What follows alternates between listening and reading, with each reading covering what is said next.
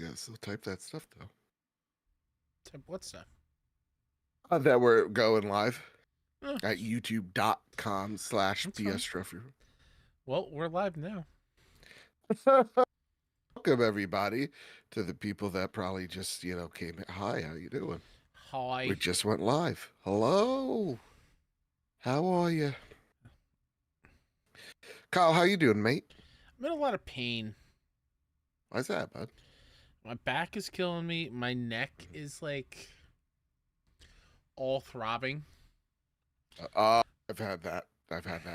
It's just, Yeah, it's been real bad. I feel you, Mike. Because ever since I pulled my back, what was it, like a week or two ago, right? With the snow, it's still like there's remnants of that pain that remain. So, I started eating healthy again. Ooh, I'm back on the wagon. Not gonna get off anytime soon. Ooh, and I was like, you know what? I need to start like investing in things that are gonna make me like better. And so, what I did with my tax return, or what I'm going to do with my tax return, is I'm gonna throw that into a new bed. Okay. So I'm thinking a Tempur-Pedic, humble brag, and go name brand this time. Because one of my good buddies, he's just like, Tempur-Pedic's where you want to go. I'm like, okay. Sure. I got a gym membership. Please clap. I know, and clapped. And and yeah, I'm just like I'm doing things that make me, that I know are gonna improve, because like my neck's not gonna get better if I have no. My brother said the word, if my muscles atrophy, and I was like, I don't know what that word is, and that scares me. So I don't want that to happen. It just means become weaker. Yeah. So my brother's like, he's like, the reason why your neck and your back hurt so much, especially my shoulders, he's like, you have no muscle there, so you really just got to start doing some of these. He's like, I know it sounds counterproductive, but you got to do it, or else you're gonna. Well, no, I think this is also up his shoulders. Yeah. What you were doing was more chest. Oh, well, imagine what I was doing was. So I was like, okay, I gotta. So I'm getting back on the wagon. Okay. Getting back on the wagon, and I'm honestly like 3 days into it. I'm like, because I remember, listen, I was depressed over Marty. I still have my peaks and valleys, but like I'm like, dude, I felt so much better when I was active and like not eating like a jerk. So why not just go back and do that, because you were happier then? And I'm like, come on. So it's one of those like, just like, come on, you silly goose, So that's what I'm doing. I'm investing in me. And then it also goes to my dentist, Kyle. I scheduled an appointment with them. Okay. Because I know they need work done, and I'm like, if I just avoid it, it means I need to get even more work done. So it's really just me. I'm getting back into calling myself out on stuff. Okay, good. I'm getting at it. Good. I still gotta do I gotta talk to a psychologist for my ADHD and my anxiety, and I think we're gonna be off to the races. Sweet. Gotta get a therapist, because therapy's great. Jose Jimenez, therapist in this chat, and I sometimes unwarrantedly ask him for advice. I'm sorry. I need a cheap fix, Jose. Yeah. It's nice. It makes me feel nice. I am. Do you have that tweet up, by the way? I just got it up. Okay. Yeah.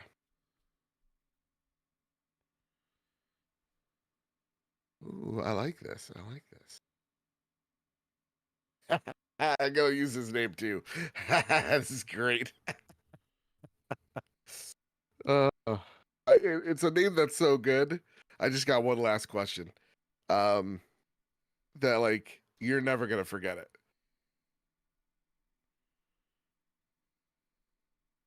This is good.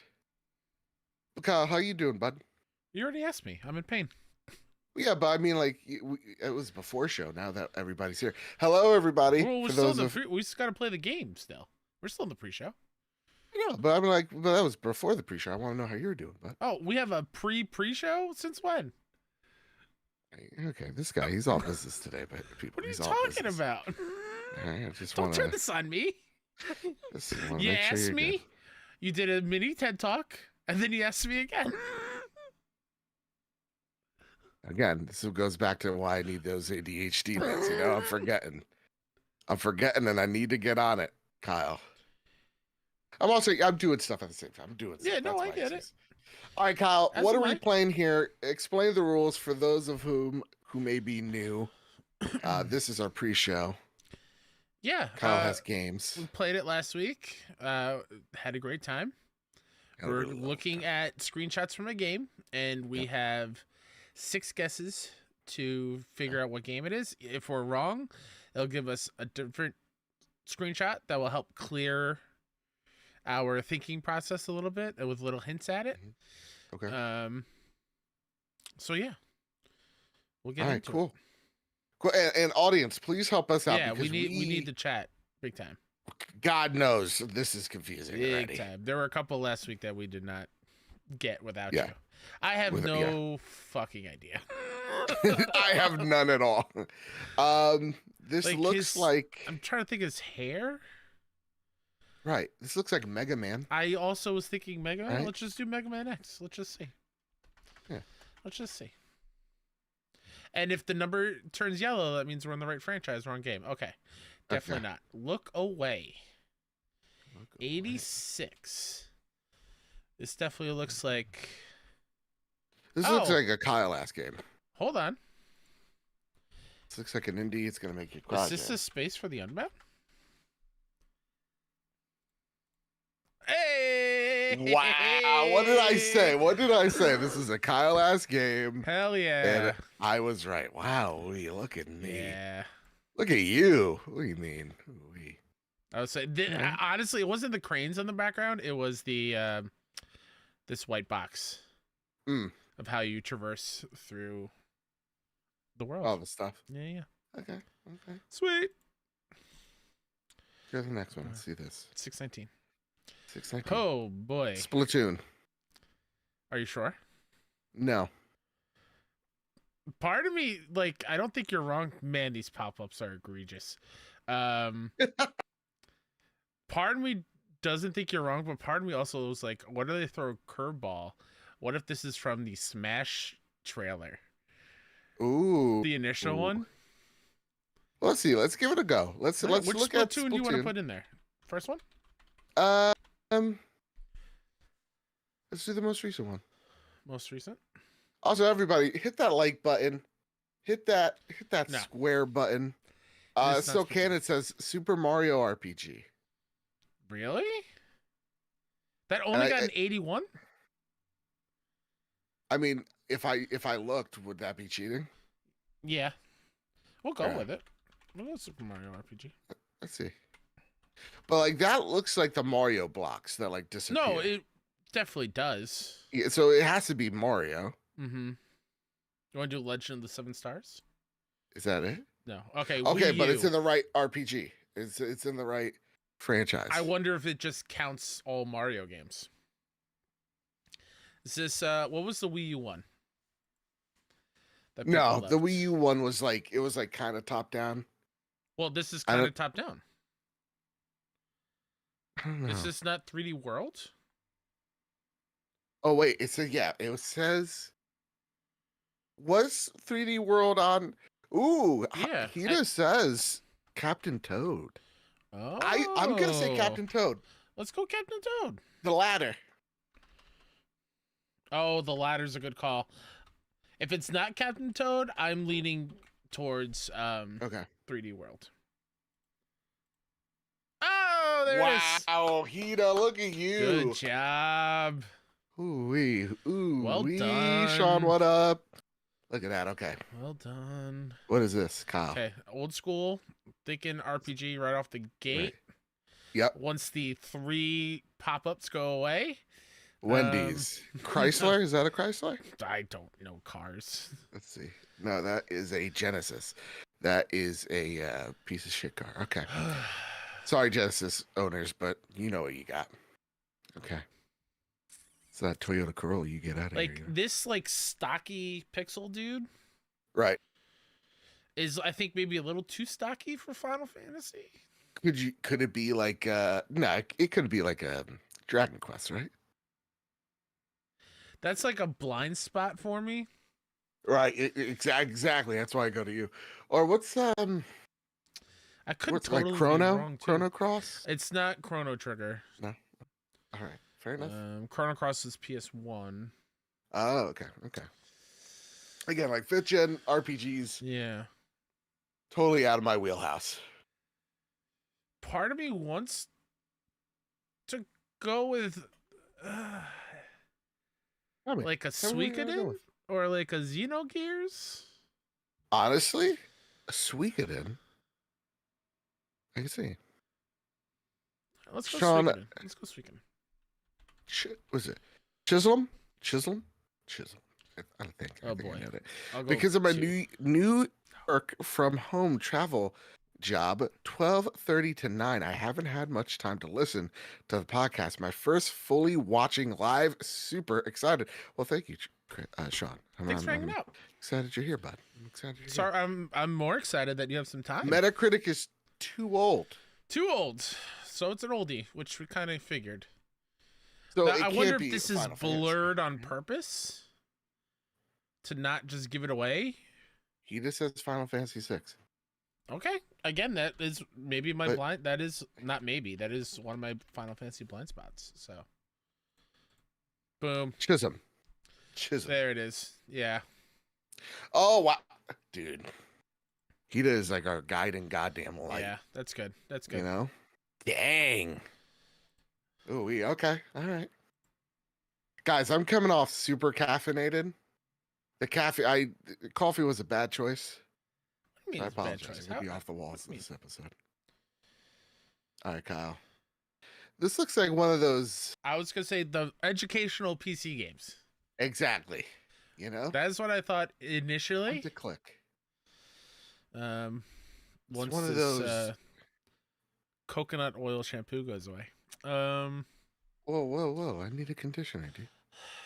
Like Math Blaster, but that wasn't a castle themed.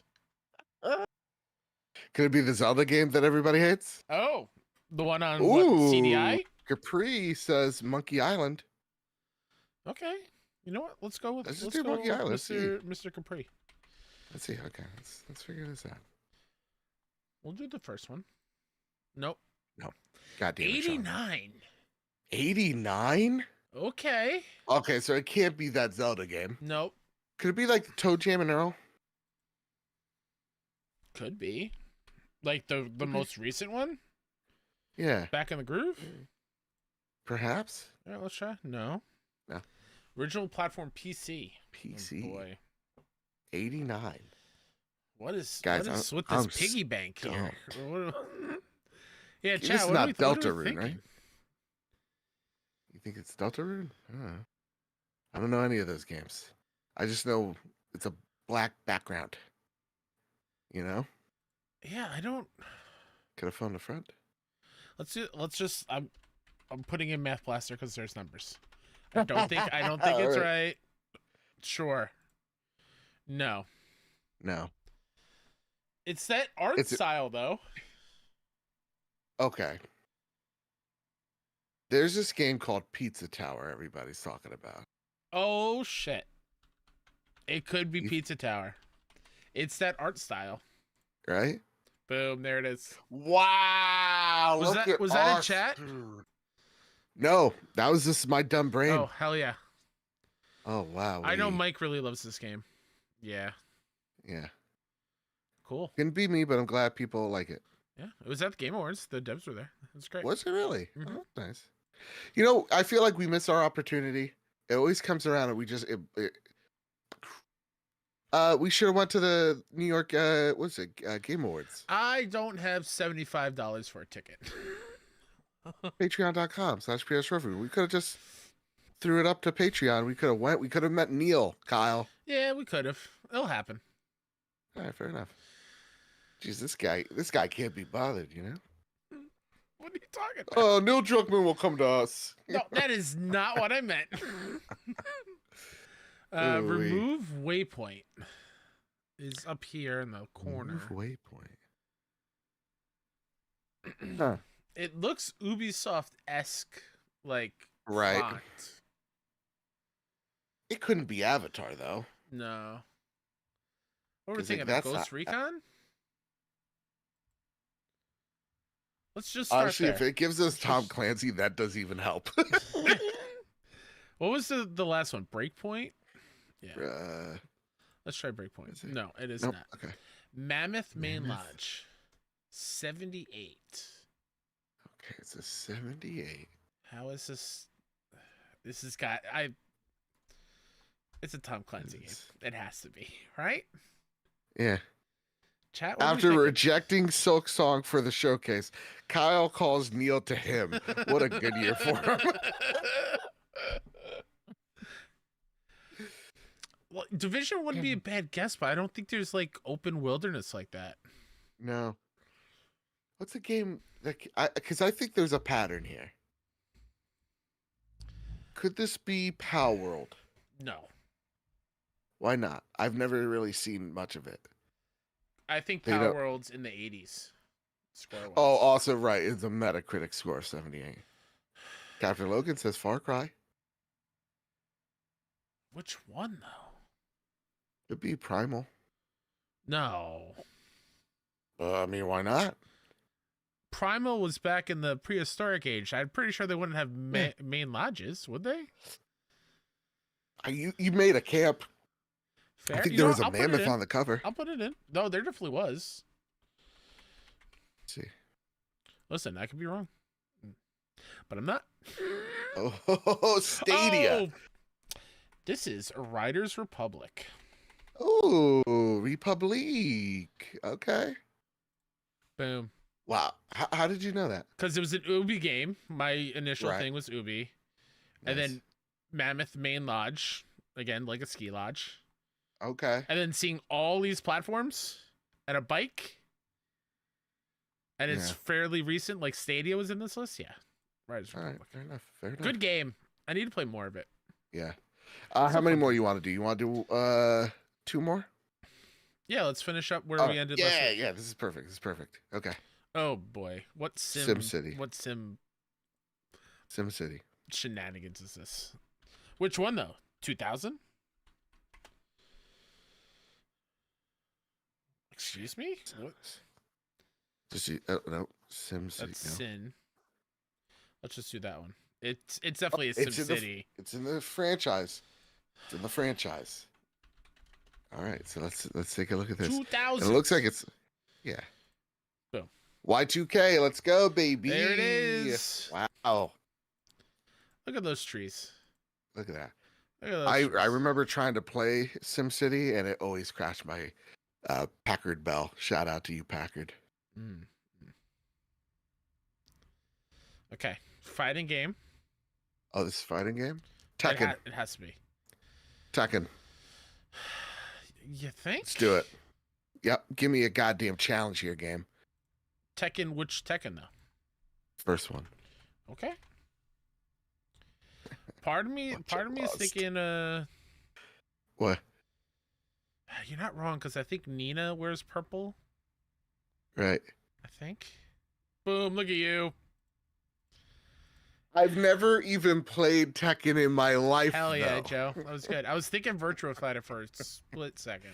When was the first Tekken was PlayStation, right? Yeah, PS1. Why do I remember playing it in an arcade? I'm sure they had arcade versions.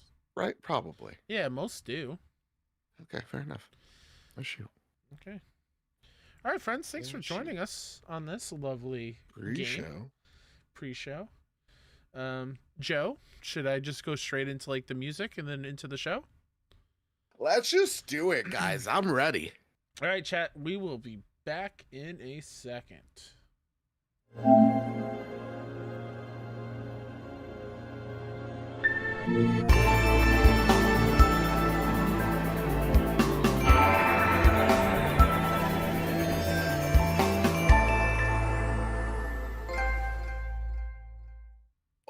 No longer greatness has arrived. Welcome to episode 360 for real this time of the Trophy Room, a PlayStation podcast made by the players for the players. I'm your host, Joseph, aka Mr. Badbit, and it is here where me and my best friend Kyle talk about the latest, the greatest in all things PlayStation. Of course, this week we discuss Death Stranding 2 full reveal rumors, PlayStation doubling down to bring their games everywhere, the Pokemon with Guns game possibly coming to PlayStation 5. We sat down with legendary director Sam Barlow to discuss his game Immortality coming to PlayStation 5 and so much more. And you can watch it all live at youtube.com at PS Trophy Room each and every Wednesday night and on podcast services each and every Thursday, alongside me, the greatest co-host, whoever is, whoever will be, Mr. Kyle Stevenson. How are you, sir? Well, everyone who checks, who comes and hangs out in the pre-show, know that I'm in a lot of pain. So, if I'm a little grumpy towards Joe, it's nothing he's doing. It's just it's probably warranted. Fair. That's fair. Yeah. You know what? Joe said it, so I'm gonna ride with. Yeah, it's all Joe's fault. Can I say your clown makeup came in? I know it did. I'm shocked that you didn't grace me with that presence today. Well, I thought, let me just move this monitor. You know what? I don't even know where it is. I thought it was behind the monitor. It's not. I was thinking about gracing your presence with the clown makeup because I lost our, you know, some would say I lost. You did. Our fantasy critic last year, so I had to wear clown makeup for the podcast because nothing says hilarity on an audio first formatted show than something visual. Are you? No, it's a dig at both of us. It's a dig at both of us, Kyle. We're not even a minute in. It's not a dig at both of us. Because I was gonna make you put on a little cowboy hat. Does it? Listen, hold on. Okay. Peek through the curtain here, everybody. Right. Having a visual gag will only drive people to our YouTube channel. Oh no, I'm Kyle. I'm with you. Works. And I think it's even funnier. Like I think there's even an extra layer of hilarity. Don't worry. Don't worry. Kyle, it's your back. It's your back. It's your back. No, that time was actually for real me. That was not my back. But honestly, I'm trying to read the ingredients because you had to buy the worst one, I think. Like everything looks like it's gonna give me an allergic reaction, and I have no allergies, you know. Okay. And I love that. I really do hope I break out in hives, but I think I'll save that. Do you want me to do it on next week's show? It's up to you. I think next week is suicide. You know what? When we do the Suicide Squad. Okay. You know? Sure. I think that would only make sense. I could be like, we're talking about the Joker, you know, and stuff like that or whatever. I don't know. Fair. That's fine. Right, That's totally fine. Well, I got a question for you. Yeah. Do you have voicemail anxiety? I just have phone anxiety. So, like, if like someone like your family's like, Kyle, can you order us a pizza? You're like, nah, no, that's fine. If I'm the one initiating, like if I'm calling to order food, totally fine. Okay. If I'm calling to make like a doctor's appointment or anything, totally fine. For me, it's when people call me. Oh. Or if I am like if I'm on the phone with a friend, I would much rather do that conversation over text or like this. Right. I have a big thing where for me to feel comfortable in a social communicating way, I need to see the person. Fair. Okay. And even with like FaceTime still doesn't always do it because I also are like, this room is a mess. And so I'm finding the angle so it's not like you're calling the local government to kick me out and it'll show up on Hoarders. It's not that bad, but as an example. Yeah. For me, it's when, so I hate the responsibility of like, I have to order a thing. Sure. Because then that's pressure. And I like to hand it over to my brother, but I don't know if he purposely sucks at it, but like he just gets everything wrong. And so it's like it's like with great responsibility, all that jazz. Yeah. But I hate voicemails. I suck at it. Genuinely. Leaving or setting like a voicemail message? leaving a message of any kind via voicemail. Uh-huh. Because my boss wanted to talk to me, and I was just like, I hit her voicemail and I'm giving her the message, and I'm like, Joe, you're nailing it so far. And I go, yeah, and I'll be at work at X to X time, Uh-huh. but you can still call me. And then I said, for some reason, as long as it's work related. Oh. Okay. That one line haunted me because I'm like, why wouldn't she call me any other time? Yeah. So that's hung up on me all for the last 48 hours. It's haunted me. Okay, let me ease your I got a worse one. anxiety with that one. It's not phone related. My first date ever in high school. First date I ever went on. It was me and a girl I was taking to prom, which I didn't fully want to take her. It's a long story. It was a mess. Enough. But she after also show. What was that? That's for the after show Patreon. Sure, yeah. She came to pick me up because I didn't have my license yet. And in the car with her were like 4 of her girlfriends. Okay. And we went to go see a movie, and it was the 5 of them and me. So it was a little bit awkward. But then when she dropped me off, like give her a hug, whatever, and she says something like, oh, we should do it again sometime. And my answer before I opened the door goes, yep, well, there you go. And I opened the door and I went inside. That haunts me every morning, every night when I think about it. I'm like, oh my God. Yeah, I got hung up on the one time of like calling a job back for an interview. It wasn't a job I wanted, thank goodness. But I was just like, fuck it. I just hung up the phone. That's fair. Well, I screwed this up. That's totally fair. It was real bad. I face planted. And it just got me thinking, it's like, we host a podcast, thousands of people, don't know why, but y'all listen. Thank you. Very appreciate it. Love you all very much. And this is easy for me. And I like doing this. Mm-hmm. I like, dozens of people watch us as we do it live, which is wild, and that's fine. Yeah. But like, Sunny in chat right now saying, couple lady killers here. Damn straight, Sunny. Thank you. Yeah, just ask your wife. Anyway. Oh, but yeah, like for me, it's like a voicemail, crippling anxiety, crippling. Can't do it. It's not too bad. Sometimes I will make it go a little bit longer than it has to, because I don't know. Like I'll repeat the same info like 2 times. Yeah, I always. But then again, like everyone does it. Yeah, like everyone does it. Yeah. So it's like whatever. Fair. Voicemail's stupid anyway. Exactly. It's a dead technology, right? Like when our parents were growing up, but even like our parents were growing up, if they called and no one picked up, that's fine. Try again. You don't get to leave a message. Yeah. And remember, some of our parents have the rotary phone. Yeah. Yeah, well, and some kids are like, what's a rotary phone? Yeah, exactly. Write down notes. Yellow book or whatever. Yeah. Yellow pages. Hey, could Jimmy come out and play? No, Jimmy's not home. He has homework to do. And then mom hangs up. Yeah. Like, well, Jesus. Yeah. Dial up, for Christ's sakes. Yeah. Can't go on the internet and call somebody when someone's on the internet. It's wild. Remember when they had an internet for kids? Yeah. AOL Kids? Yeah, remember when AOL would send millions of hours to every household for free every year, because that's how the internet worked? 500 free hours of the internet. Whoa! And then they realized, they're like, this is communism. We got to stop this. We got to find a way to Netscape this and charge you. All right, Kyle, listen, we got a lot of PlayStation goodness to talk about. We have our interview with Sam Barlow, 48 minutes long of him just being a gosh dang genius and us absorbing all of it. Can't wait for y'all to listen to it, because he is a damn genius. And, maybe you get a little tidbits of some of the games that he's working on. Who knows? So tune in. All right. Before we get into that, a little bit of housekeeping, of course. Head on over to the Trophy Room store. We got merch, baby. And the By the Players community show.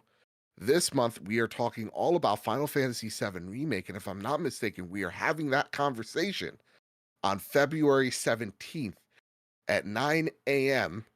Eastern Standard Time. So come hang out. We're going to be talking all about Final Fantasy VII Remake to get us hype for Rebirth. And I'll be there.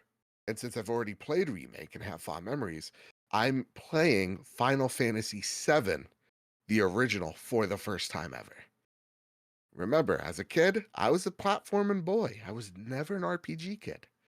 So this is a very transformative game, even for me, a 32-year-old boy, you know? So come check us out there. Go reach out to Drellish and Marcus O'Neill over at our Discord server, of which we have and which you should join, because every week we ask y'all for questions. You get to join 400 plus awesome folks in this community, chatting games, being kind to one another, and maybe you get to play some games this weekend with each other. Who knows? Who knows? All right. And of course, before we start this show, it's time for our Patreon pitch. Like we say each and every week, if we ever got you through a long car ride, a tough day at work, whatever your situation may be, it really does help us out if you toss us even $1 our way over at patreon.com/PS Trophy Room. Even if it's just a one-time thing, just going, hey, here's a tip for the tip jar. You guys do great work. It really does help us out. We were just hit with Podbean license to keep our show on them feeds. So it really does help us out. It goes straight back to the show. It's the reason why we look so good, sound so great. Your generosity, just like our newest member, Samuel Nestling, who became a gold member. Thank you so much. I want to thank our premium members, Todd Burowitz and Toxic. I want to thank our platinum members, Jay Shabe, Jedi Master Ren, Cowboy Danger D, Jonas Young, The Green Gorilla Gamer, Chaotic Monkey, Ryuko Kill 90, Stephen Flesh, Troubles and Bits, Bertos Maximos, Chris Hybrid 748, Matt Valdez, Chris the Wizard, Solo, Liam Russ, Silkanet, Decimine, Jadus Von Metal, Mitchell Gramling, Liam Rust, and Randy Hale. I want to thank our gold members, Cypher Primus, Darth Simon the Pie Man, Jesse Garcia, JB the Purple Monkey, Hide Indoors, Katie,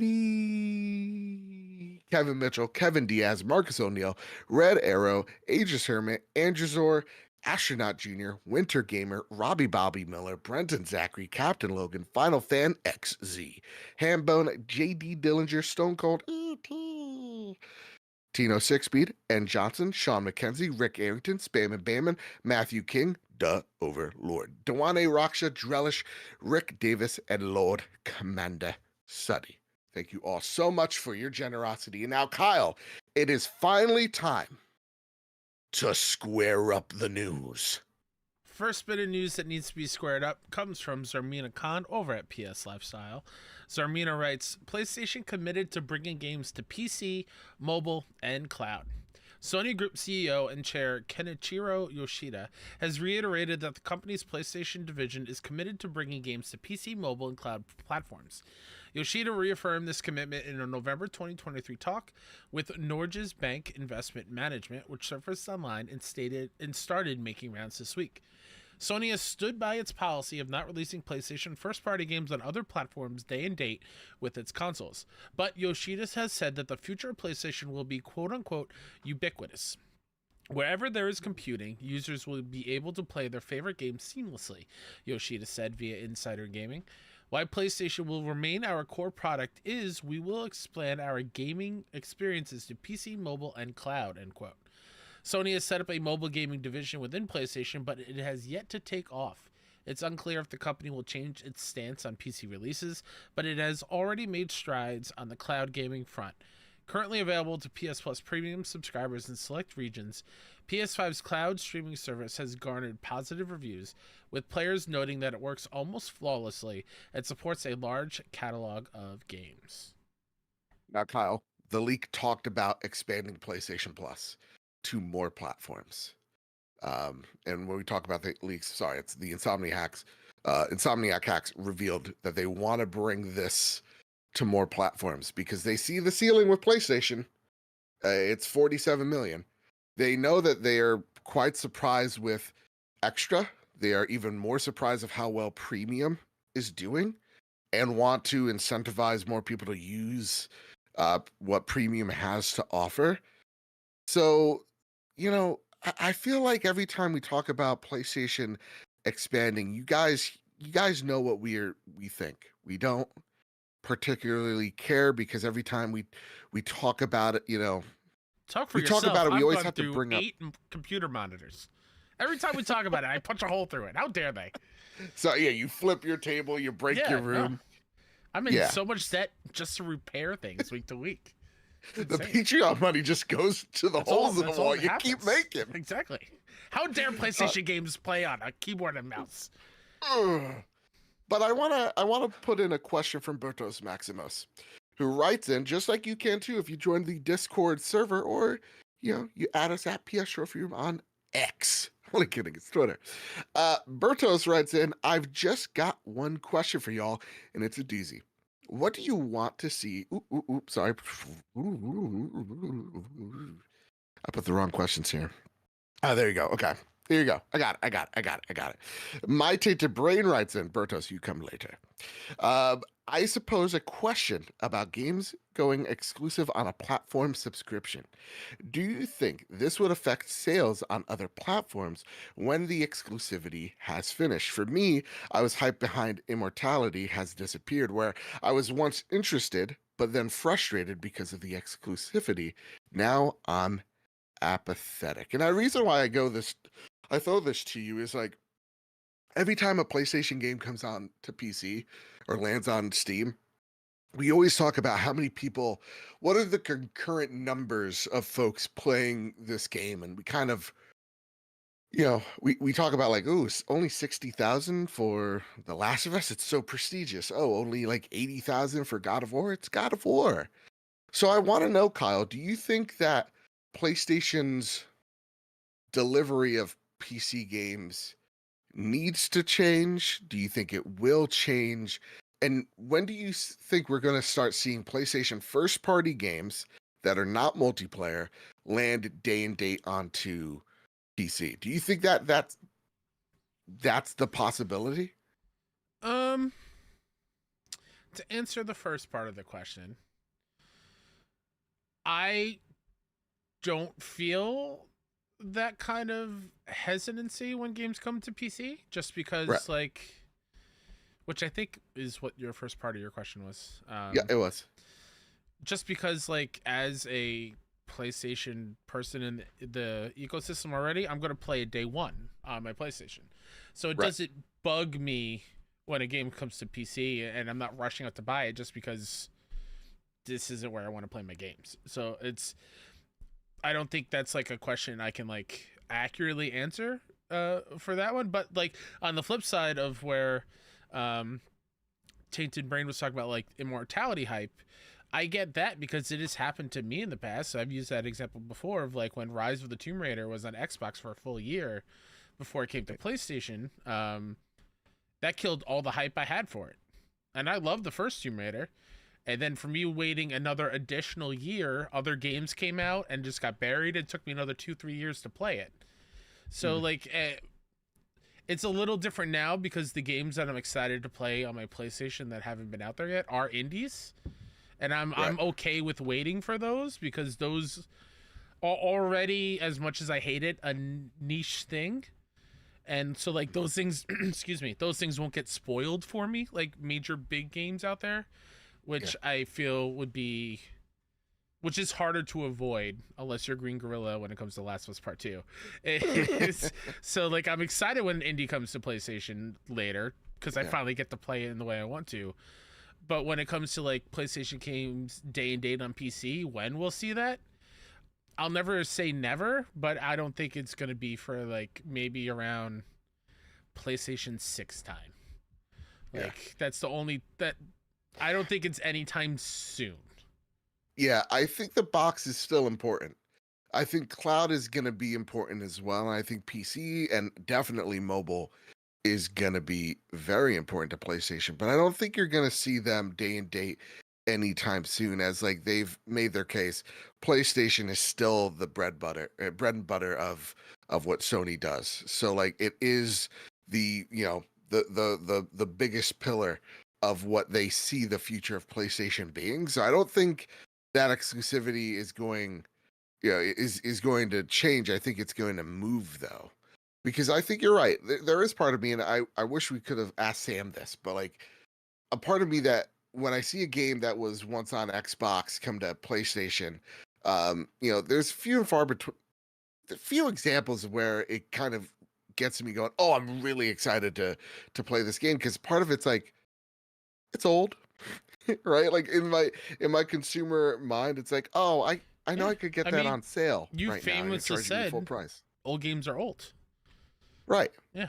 So I'm like, that's where part of my brain is. It's like, okay, well, this game's already been on sale. I'll just wait till it's on sale again here.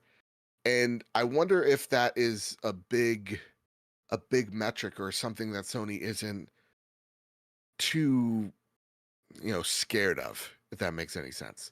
But I do definitely see you know, the exclusivity window shrink over time, especially as they build the PC, portfolio that they have. I think it has to. That said, I want to know, Kyle, what does mobile look like in the PlayStation ecosystem? As we've seen so much shifting over at Savage Games and what seems like the trouble that they've had launching the mobile division. Where do you think PlayStation's going to go there? What would you want to see from PlayStation on mobile? Something? Just and Yeah. like that is a jab for sure. Just because like I don't know where to go. I don't know what their vision is. Like what Right. kind of mobile, like how, at what level are they in on mobile, right? Like when we see, we'll get into it, but like Kojima's Death Stranding is coming to phones very soon. For Uh, $20, by the way. yeah, but like is PlayStation looking to get like that level of game on a mobile front? Or is Right. it more like the mobile games that we all kind of scoff at, like the Endless Runners, the Match 3s, just with the PlayStation skin on it? I need to see the one mobile game to get a sense of like what their plans are for that division, because Right. that will then base my excitement on it. Because Yeah. like, and also, will the mobile games, can I play them on Portal? Right. Like there are so many, like, can I buy it on my PlayStation 5 and be able to play it on my Portal? Right. Which will never happen, but it'd be I mean, nice. never say never. You're playing Yeah, PlayStation 1 games on I your just need to PlayStation 5. see the first trailer, the plan. I need something before I'm like all in or boo. This is stupid. Right. This could be like the Uncharted card game, or Marvel Yes, Snap, which is great. or one of the Nintendo ones, which are fun, Right. but they're almost like a flash in the pan. They just come out and then people fall off dramatically, unless it's Pokemon Go. That's the Yeah. only one really. And unless it's like a weird AR game, which we've seen so many of those now. So to me, when it comes to like the mobile front, I would really like it to see like, this is you're playing Last of Us on your iPhone. Like you're playing, God of War on your Android tablet. I want to see that. And I think if you offer those games at a reasonable price on mobile, and I mean these are like, years on out, like I could see people double dipping if the like price point is great. Again, like you could get Death Stranding right now for $20 on iOS. And a super And cool Death Stranding themed backbone too. exactly. And like that's like a super sale. It's like, hey, hop on right now or else it's gonna jump back up to like 40, 50, which I think is the right call. So I could see them kind of doing what similar of what they do with PC games right now, but on a mobile scale. So brings up another good game, or just a developer that's doing good things, just because they're not in our wheelhouses, but Genshin and Honkai Star Rail. Like Exactly. MiYoho have like a grasp on what kind of bigger mobile games, how they work. So if PlayStation can figure out how to do that and PlayStationify it, sure. Maybe not all the gotcha mechanics, but I don't know, something in that vein. I mean, what if the Horizon MMO is on mobile? I mean, that'd be a big get. That'd be a big like starting point. Right. So that's I want to know. I think a lot of this is often met with like, oh, people are very like apprehensive, they're scared or they're angry because it's leaving their plastic thing. But to us, I think it's more, I'm gonna wait to judge it because I genuinely don't know. I think though, when it comes to PC, when it comes to the cloud, I think you're gonna see them try to expand that PlayStation Plus, whether it's extra, whether it's a premium onto the PC, like lend some type of olive branch. to that platform, because I mean, we know PlayStation wants to put that on PC. I think we're going to get a PlayStation like, app on a What is Steam front. what is the Xbox PC Game Pass called? Is it just PC Game It's Pass? I think it's just called PC Game Pass. And the Okay. problem there too, when you're expanding, and I think it's probably one of the problems with PlayStation, is like you're trying to expand all at once, where maybe one at a time is the better way about it. Like, from what I understand, PC Game Pass's app is awful. And it's not very great. It's not very intuitive. It crashes, all that stuff. So we're seeing PlayStation struggle in certain aspects of like mobile, a little bit on the PC front, depending on the port. I want them to have a smoother go at this. So, I'm optimistic. I just don't know what we're looking at, which means I'm not going to be shouting from the rooftops. I do want to say though, I mean, this is Microsoft's playbook. PlayStation's going about it something similar. Sure. So it's going to be really interesting to see how PlayStation does this. And again, I think waiting and seeing is going to be a much smarter move than what I see on social media a lot, which is like people reacting without, armchair quarterbacking. I'm not gonna do that. There's no way the next Uncharted game is only coming to PC. Right. Calm down, everybody. There's exactly whoever the new CEO is, they know. You can find someone on the street and they'll even say it like, that's a bad idea. Because I do think at the end of the day, it is important to cater to your PlayStation fans, the people that put you on the market and made you successful. And at the same exact time, it's also, an imperative for you to grow your business elsewhere, because who knows what the future holds. Agreed. All right, fair enough. Let's talk about some leaks. Let's talk about some rumors. Let's talk about some happenstance. Oh, The Happening, starring Mark Wahlberg. That's right. What a movie! Go watch that one. It's a fun time in a dumb way. I'm never gonna trust a tree. You believe? No, Tom Ivan over at VGC writes, Death Stranding 2's full title may have leaked ahead of an imminent reveal. Highly reliable data miner Bill Kuhn claims that the game is called Death Stranding 2 on the Beach. According to the leaker, fans shouldn't have to wait long to receive official confirmation, as a new reveal for the game is said to be imminent. While they couldn't provide an exact date for the product announcement, they estimate it will be made within the next 15 days. It's also speculated that the reveal could take place during an unannounced PlayStation State of Play presentation. Death Stranding 2 was announced in December 2022 with a reveal trailer at the Game Awards.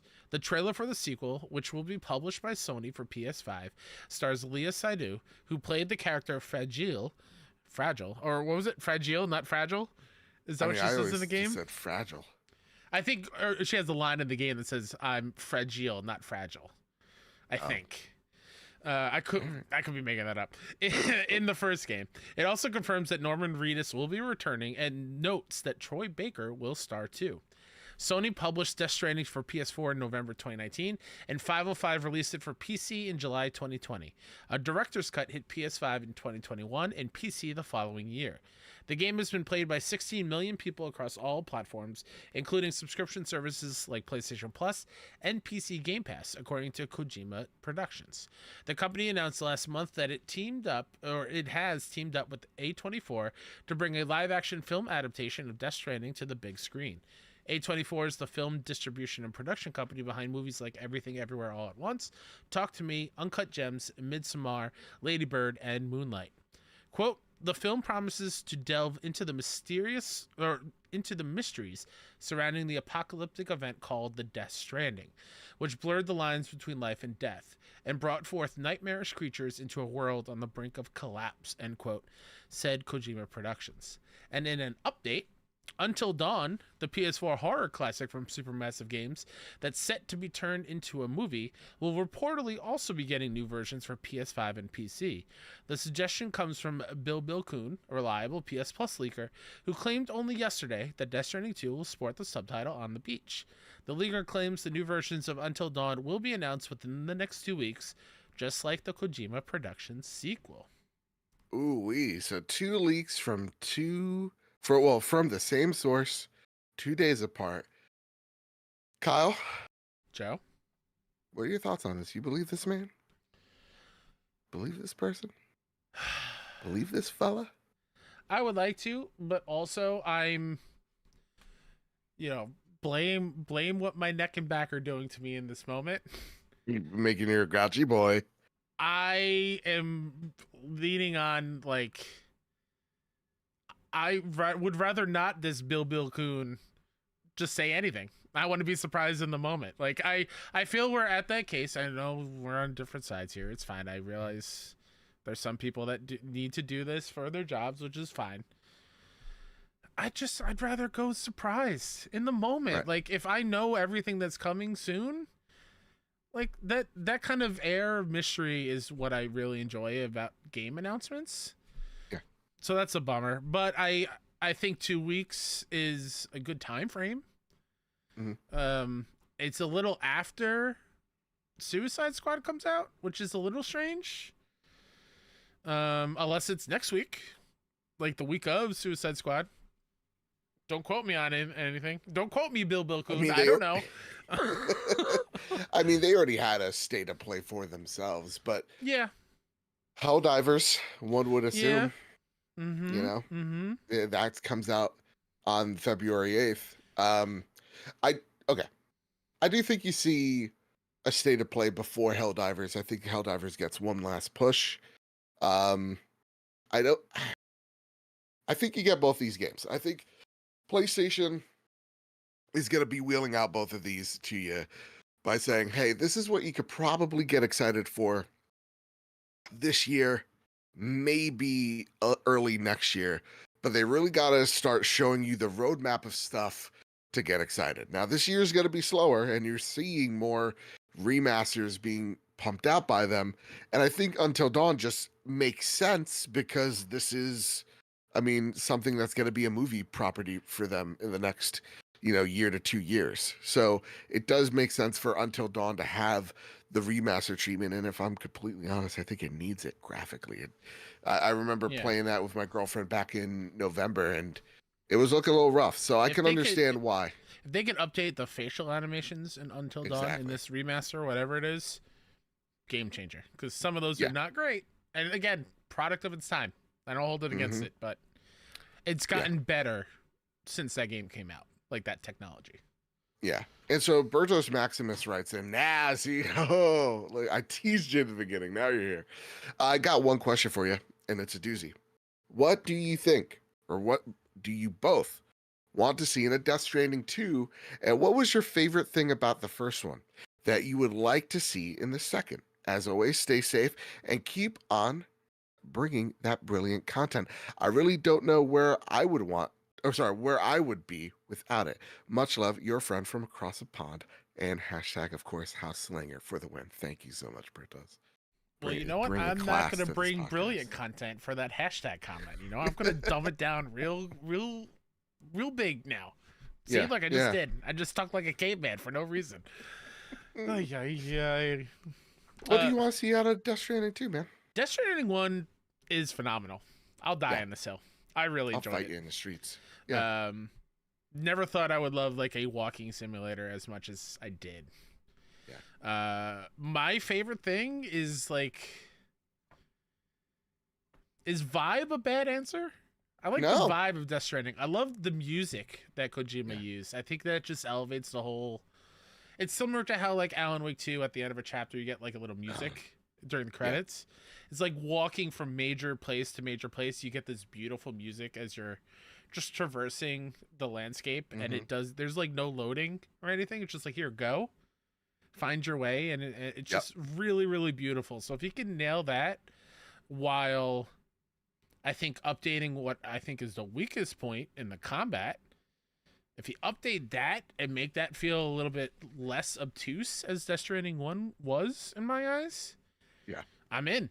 Give me great characters, great performances, setting and everything. Maybe a little bit more horror too, like the BT stuff. Oh my god, real, like we just saw Alan Wake 2, right? Well, like the shadows. Hmm. Imagine that in just BT form, and they're even more terrifying when they pop out of nowhere. Like, Fair that'd be enough. cool. Fair enough. And if you hear the little baby crying in the back, you know what's up. Um, Congrats on being a that's my father. puppy. That's great. I mean, I practically am at this point. She don't let me sleep for nothing. Yeah. Those doggy classes, they can't come soon enough. Let me tell you. Uh, what I want to see, I think it's kind of similar than what you want to see. I want to see expansion of combat because I feel like one of my problems with the first game wasn't that combat was there or not there. It was just inconsistent. And what I mean by that was like it in the beginning it was all about just constructing. And then it seemed like at like chapter was it like 9 or 10? It's just like, oh yeah, and now this is like boss fight. It's all boss fights now. And I'm like, Yeah. Or when did those this guys that happen? are trying to capture you or whatever, or Right. steal things from. Just came out Exactly. of So nowhere.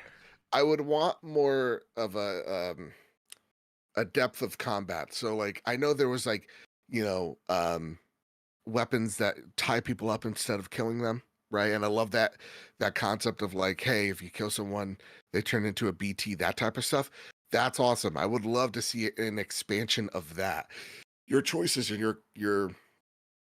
the way you want to play the game changes the world around you, akin to like a Dishonored.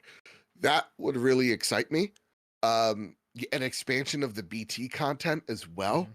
I Also, think, just really quickly want to hop in. yeah, I didn't play director's cut, so I don't know if that got added in sure, or like sure, some sort of updates there. I have no idea. So before the comments yell at us, just want to put that out there. I did not play fair the enough. director's cut stuff yet. We played OG. Yeah, I forget what.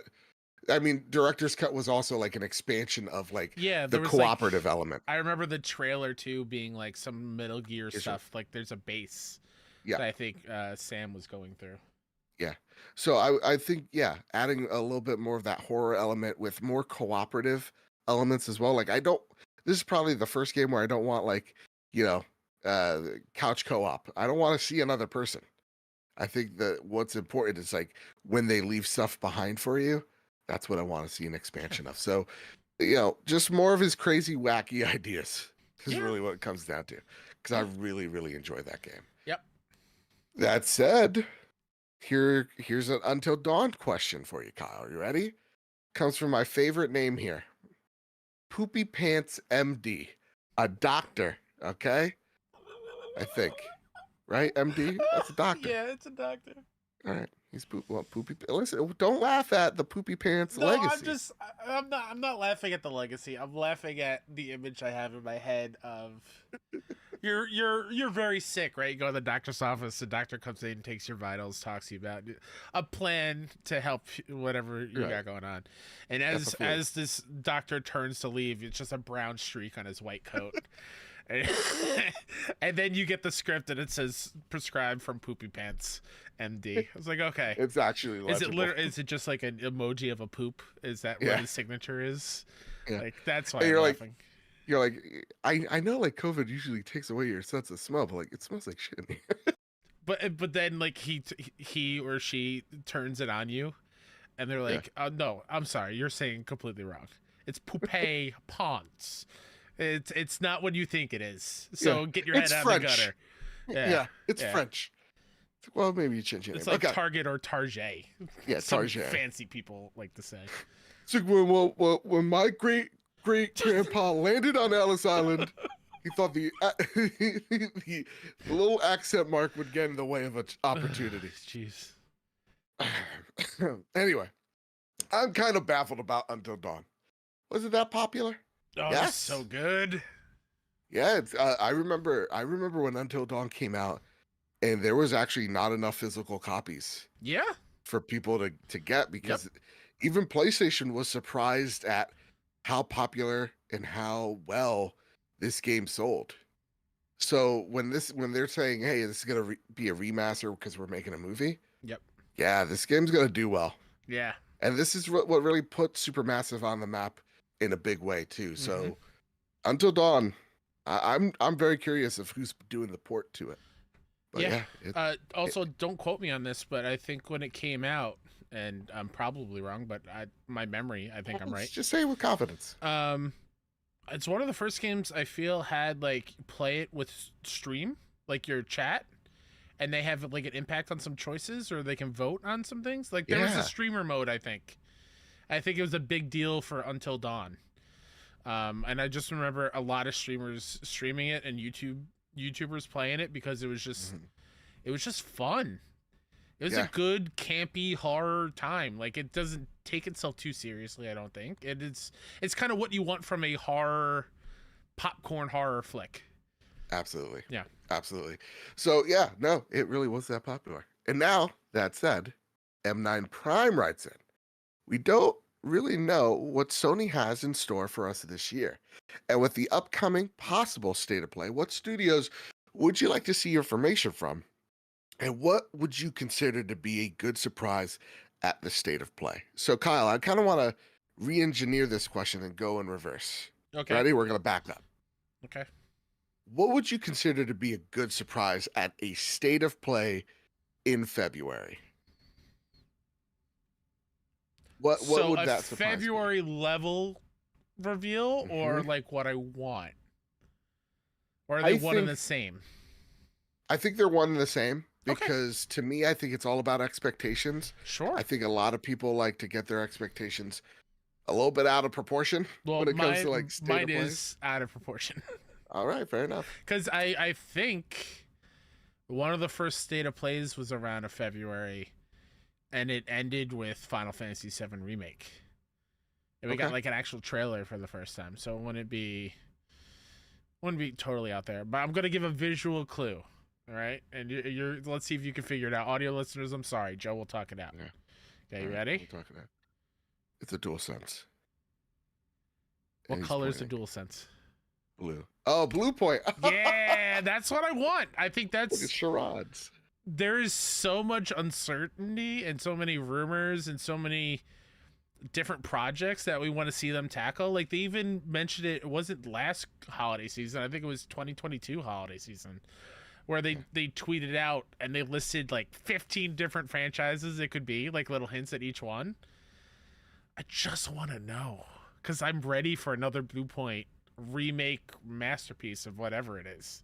Or if it's something brand new, I'd be totally fine if it's brand new. Just like Blue Point makes great games. Wow. Okay. Yeah. Interesting. Because for me, I'm thinking like these are the two big announcements. Why? That's why I asked the leading questions of like, what level? Because to me, I feel like we always get our expectations out of whack, especially right now where like Sony is being very cagey about what they're showing us for whatever reason. It's even a mystery to the folks that usually know this stuff. So to me, the question is, what do you have in store for me for 2024? That needs to be answered in this state of play. And so I think, to me, this makes sense. Death Stranding 2 in 2024. Kojima usually has worked pretty fast on things, even now with the current development cycles the way they are. I think it is time we see Death Stranding 2 fully, and it's in 2024. Until Dawn, I think that makes sense that we have a remaster come out, I don't know, sometime in the spring to summer, right? And then I think we see one more. Yeah, let me bring expectations down from the Blue Point. Okay. I think maybe we take a look at Concord. Right. Or what was the other one? Fair Games? Fair Games, yeah. One of those two. Because all we got was the CG trailer. Right. And if you want us to get excited, and I see that being in the plan for this year, one of the two, show it off a little bit. Other than here's a 30-second trailer that's all CG that doesn't give us a whole lot of info. Or even just give us a CG trailer that gives us info. Either way. Almost anything. Hey, PlayStation, almost anything. Talk to us. Yeah.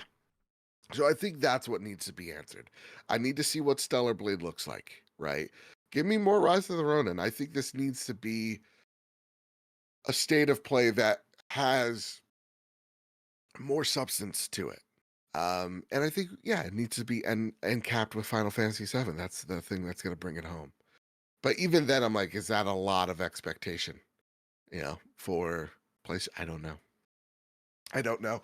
It's very weird the way that they are not communicating. Even in PlayStation standards, it's getting really weird. And I do have the sense in the room, it's palpable, that we're all getting fed up with the silence. We need to start getting talked to, man, because it's getting pretty Yeah, gosh because darn you annoying. say what 2024 looks like. Yeah. I'm okay at this point in time. Give us a little future things that isn't Wolverine. Right. Because outside of that, what is PlayStation Studios working on right now? Am I missing a first party game from a Sucker Punch or from a Naughty Dog or from what if we see? All right, let me give you a little something, okay? Yeah. Give you a little shit. What if we see Over. beep boop beep borp? Okay, so Joe just mimed he had AirPods. It was like a comet crashing into the Earth, and then as you all heard, beep boop beep boop. That's a robot. Yeah. Someone would say bot for short. Oh, Astrobot. Yeah. Wow. Well, is that a reach? Well, I thought comet. I didn't think Astro. Asteroid. Yeah. Yeah. Okay, that's fair. Astrobot wouldn't be a bad guess. Yeah. But that's the thing. There's so many studios, and we know Wolverine. And Sulcana in chat also said like Bungie's Marathon. Like that's Well, that ain't this pretty year. much it. No, I know, but like as far as like first party studios, quote unquote, that's pretty much it. Right. And again, I don't think this is littered with first party stuff. I don't either, but it's just a whole notion of like tell us what the roadmap is because we're getting impatient. We are, and I think we're getting rightfully impatient as well. You know. Yeah. But yeah, I think. Listen, this year's going to be littered with remasters, and I think this Astrobot would make sense. Mm-hmm. I think Until Dawn makes sense. Another one, Silent Hill 2 remake. So, again, a lot of partnered stuff. So, Mm-hmm. you know, it depends. It really does. There's a lot of expectations. I'm still trying to be tempered, but I don't know. I want to be excited for a state of play. I really do. Yeah. All right, Kyle, let's talk about this next one, which took the world by storm, and so many people got angry without evidence. I have thoughts. James, not the same kind of thoughts I think you were alluding to. I just have personal thoughts that make me angry. James Troughton over the Gamer writes, Palworld could be coming to PS5. After just 3 days, Palworld is one of Steam's most played games of all time and has sold 7 million copies, despite also being available on Xbox Game Pass. But there's one console it hasn't braved yet, the PS5. It's been out a week, James. Pump the brakes a little bit. PlayStation head of it's not like we've been waiting years for the game to come to PlayStation. Yeah. PlayStation head of Indies Shuhei Yoshida replied to Palworld's announcement that it had sold 1 million copies in just 8 hours to congratulate the team, to which one fan replied asking for a PS5 version. Yoshida simply responded, yes, tagging Jingwen Zhu, who works in PlayStation partner development. It's understandable that PlayStation would want a breakout hit like Palworld on its platform, given Pokemon with Guns was enough to dethrone Counter-Strike 2, Dota 2, PUBG, Apex Legends, Naraka Blade Point, GTA 5, and Baldur's Gate 3. At the time of writing, it's still at the top of the charts with 910,000 concurrent players, and that's on a Monday morning. Kyle Stevenson. Yeah. What are your thoughts here, man? So my insignificant anger is just like, I've known about this game for years, and then it comes out and everyone's just like, oh, have you heard about this Pokemon game with guns? Literally, yes. I have showed this trailer to almost everyone I know. I'd really? be like, how ridiculous is this thing? That's a Lapras with rocket launchers on its shoulder. Right. How insane does this look? So you've known about this for years? I've known for Palworld for at least a year or two. Oh, wow. So to see the world like thinking they discovered something brand new, it's just like, come on now. Maybe if you gave indies a little bit more of a look and more of a love, you'll find games like this. Right. Yeah. And that's why when like all right, here's what gives me the rub. All right. Here, my back's suddenly hurting. Oh, I'm angry. It's the fact that there's a massive success, and no doubt is this very inspired by Pokemon, right? Oh, Very yeah. inspired. Yeah. But people are like, instead of going, "Hey, good on you," or holding your reservations for it because you're uncertain of the origins of this thing, people are just throwing blanketed statements like, this studio or the publisher has worked on AI content, and then without proof going, "Hey, there's AI generated things in here. You're bad." It's like, that's not how the world works.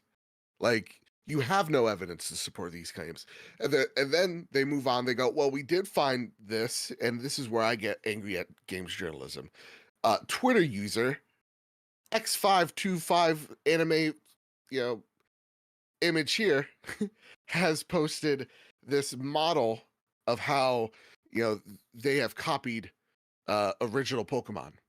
And then that person coming out going, "Hey guys, I lied." And all this venom being thrown at Palworld devs, and then at the same exact time for Game Freak, which are essentially the Madden for anime fans out there, the manga fans. You're not wrong. It's so like they work on yearly content for this game that is a juggernaut each and every year, no matter if it's good or bad. It's like, y'all, can you let the devs just be normal? Because to me, I'm like, just put yourself in that position the best way you can. Because to me, I think about it as I worked in retail. I worked at retail on Black Friday, and you're dealing with the customer in front of you. You got a line out the door. You got an angry customer over there yelling at you, coming at you unprompted. You got the phones ringing. You got merchandise coming in and out of the store left and right. It's a lot. Give me a minute to breathe, right? Imagine that, 7 million fold, and everybody's speaking a different language. People, I think they fail to understand again how like game dev works, where this is a Japanese studio. They have a PR team in America with probably the size before this game blew up of maybe 2 people, and a translator and a 12-hour time difference in between them. It's going to take them time to talk to you guys and to iron out the kinks and, set and focus what's truly important, what's the roadmap of this game looking like now. How do we grow to expand this game, and how to just keep it running, keep it chugging. And then at the same exact time, talk about these accusations laid in front of you. That's a lot of work for a small team. So when we say, let them cook, it's like, just give them grace. Give them time. If you have reservations about this game, it's fine. You don't need to yell at them. Just give them a couple of days. It's going to be delayed because it's so big. Nobody expected this. And obviously not them. Obviously not us, because we just thought this game existed 4 days ago and it's been out there for a year and a half.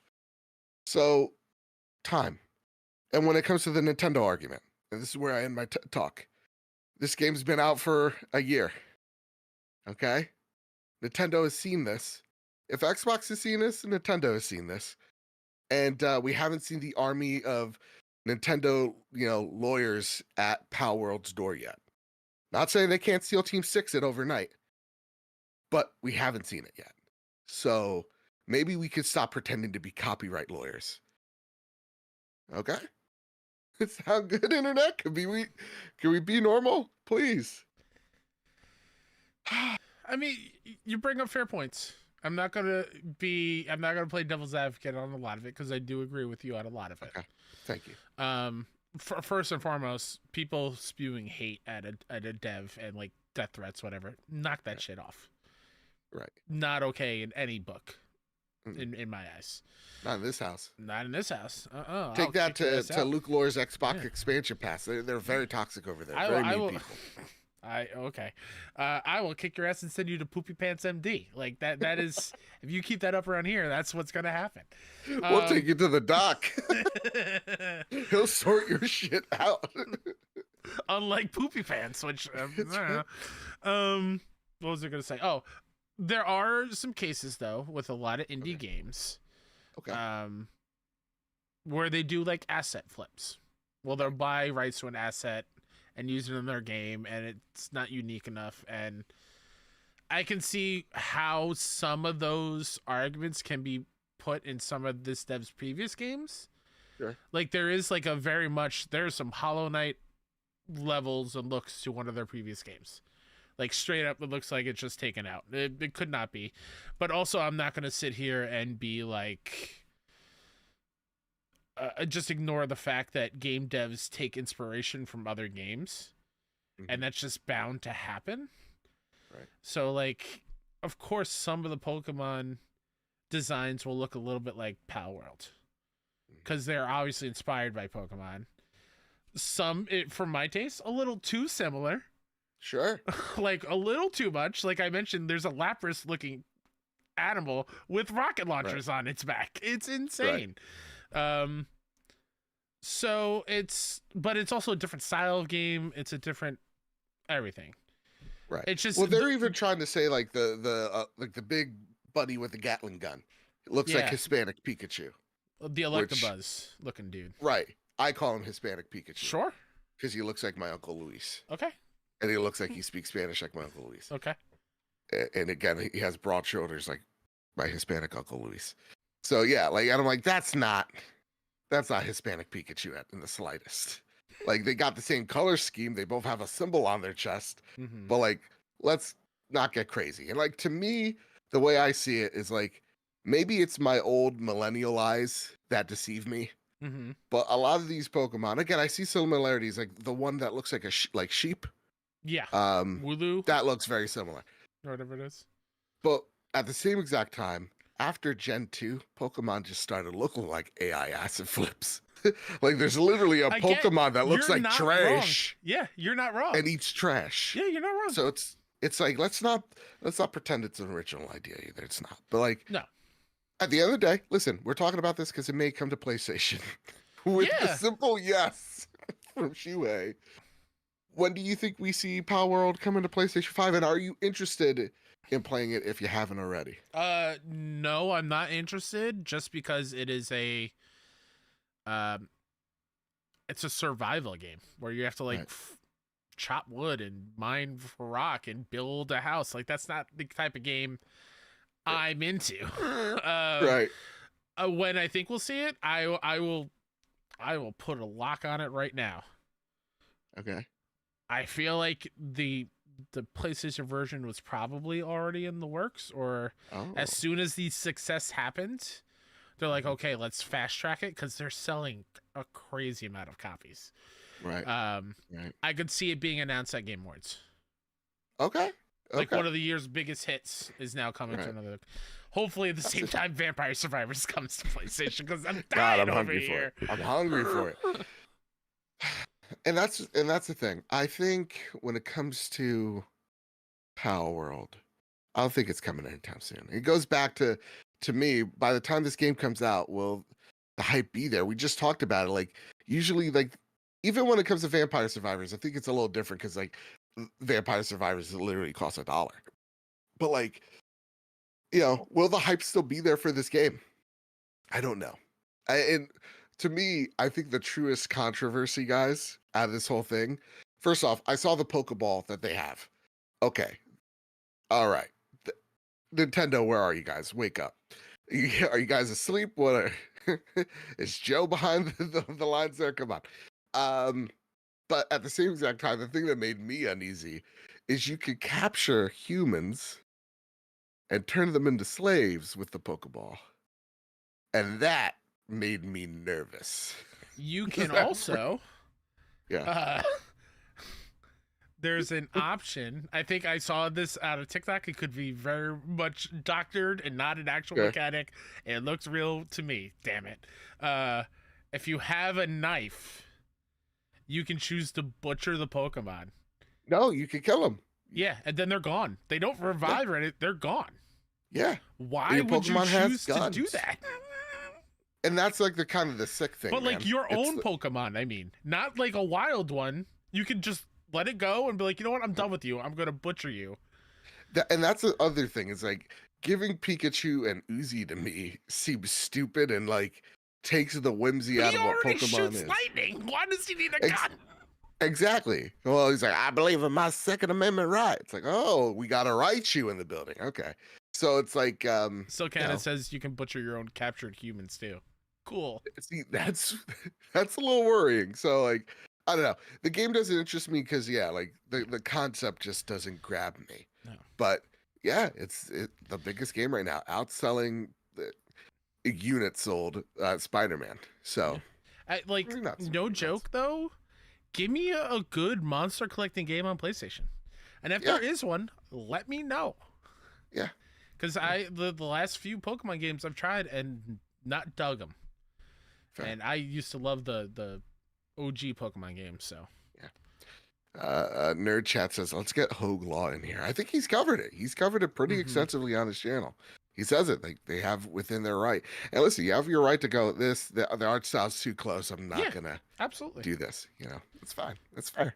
the age-old saying: vote with your wallet, That's right. but actually do it. Don't just say it. You know. Yeah. Come on, gamers. Jeez. All right, Kyle, it's time for some flash news. Gotta run fast. We gotta talk to Sam Barlow. We gotta do it. He's gotta talk smart to us. Hey, Kyle, here are the top 20 games downloaded on PlayStation 5. Oh boy. At number 1, your boycott worked. Hogwarts Legacy, number 1. Call of Duty Modern at number 2. Marvel Spider-Man 2 at number 3. Madden NFL 24. NBA 2K24 at 5. Star Wars Jedi Survivor at 6. Baldur's Gate 3, the game of the year, at number 7. Diablo 4 at 8. EA Sports FC at 24. Mortal Kombat at 1. MLB The Show 2023 at 11. Final Fantasy 16 at 12. Resident Evil 4 at 13. Dead Island 2 at 14. WWE 2K23 at 15. Assassin's Creed Mirage at 16. Tom Clancy's Rainbow Six Siege Dead Space at number 18, God bless. Street Fighter 6 at number 19. And last but not leastly, because it had to be, it beat all the odds, Grand Theft Auto 5 at number 20. Really quickly, Yes. a lot of people like to give GTA 5 their flowers for always selling a crazy amount of games. Right. Shout out to Siege for its Yes. longevity as well. I feel like Yes. we don't talk about that enough.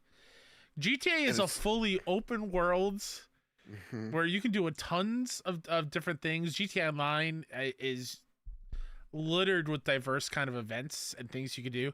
Siege is legit like a mode or a couple types of modes in a very specific kind of genre. And when did that game come out? Was it like 2014? 2014, 2015, Something like around that? there. Idris Elba was one of the like the he was in the commercials. I remember. I'm like, ooh, we're pulling out all the stops. We got Idris. Now he's in video games. You know. December 1st, 2015. Yeah. Um, So to me, I think wild. the least shocking is Hogwarts Legacy. I think Hogwarts Yeah. Legacy kind of has like the Force Awakens sure. type hype behind it, where it's like it's been so long since this dormant IP's been a thing. It actually looks really good and really faithful to the source material, and people are hungry for it. And I think it at number 1 totally makes sense. And I love to see something dethroning Call of Duty that is not a Rockstar game. I think what actually surprises me is Baldur's Gate 3. I love seeing something that is a critical darling. It's winning all the awards right now, rightfully so. 1 hours. We love Baldur's Gate 3. It beat the likes of Diablo, which is just crazy to think. Final Fantasy, Resident Evil 4. Like, these are, the games that it's beating have legacy. Street Fighter 6. And a Baldur's game Gate that also is has a legacy. It's just not like in mainstream kind of terms. Exactly. Like, when has a CRPG of the likes of a literal dungeon crawling, like not even dungeon crawling, Larian's last Dungeons game, and Dragons, Divinity. That was the last Yeah. one. But like, when have you seen a Divinity crack anywhere close to the Oh, top 20 list? yeah. Fair. You know, and so I love to see Larian get a win. So I don't know. I like this. It gives me faith. You know. All right, Kyle.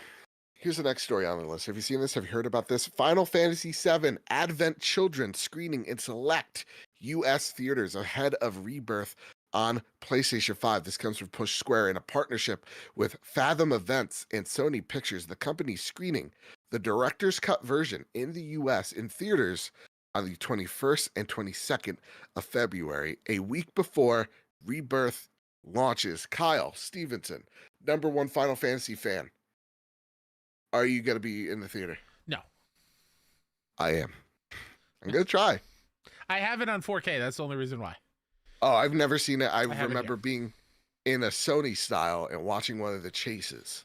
Fair. I was like, oh, this looks actually pretty dope.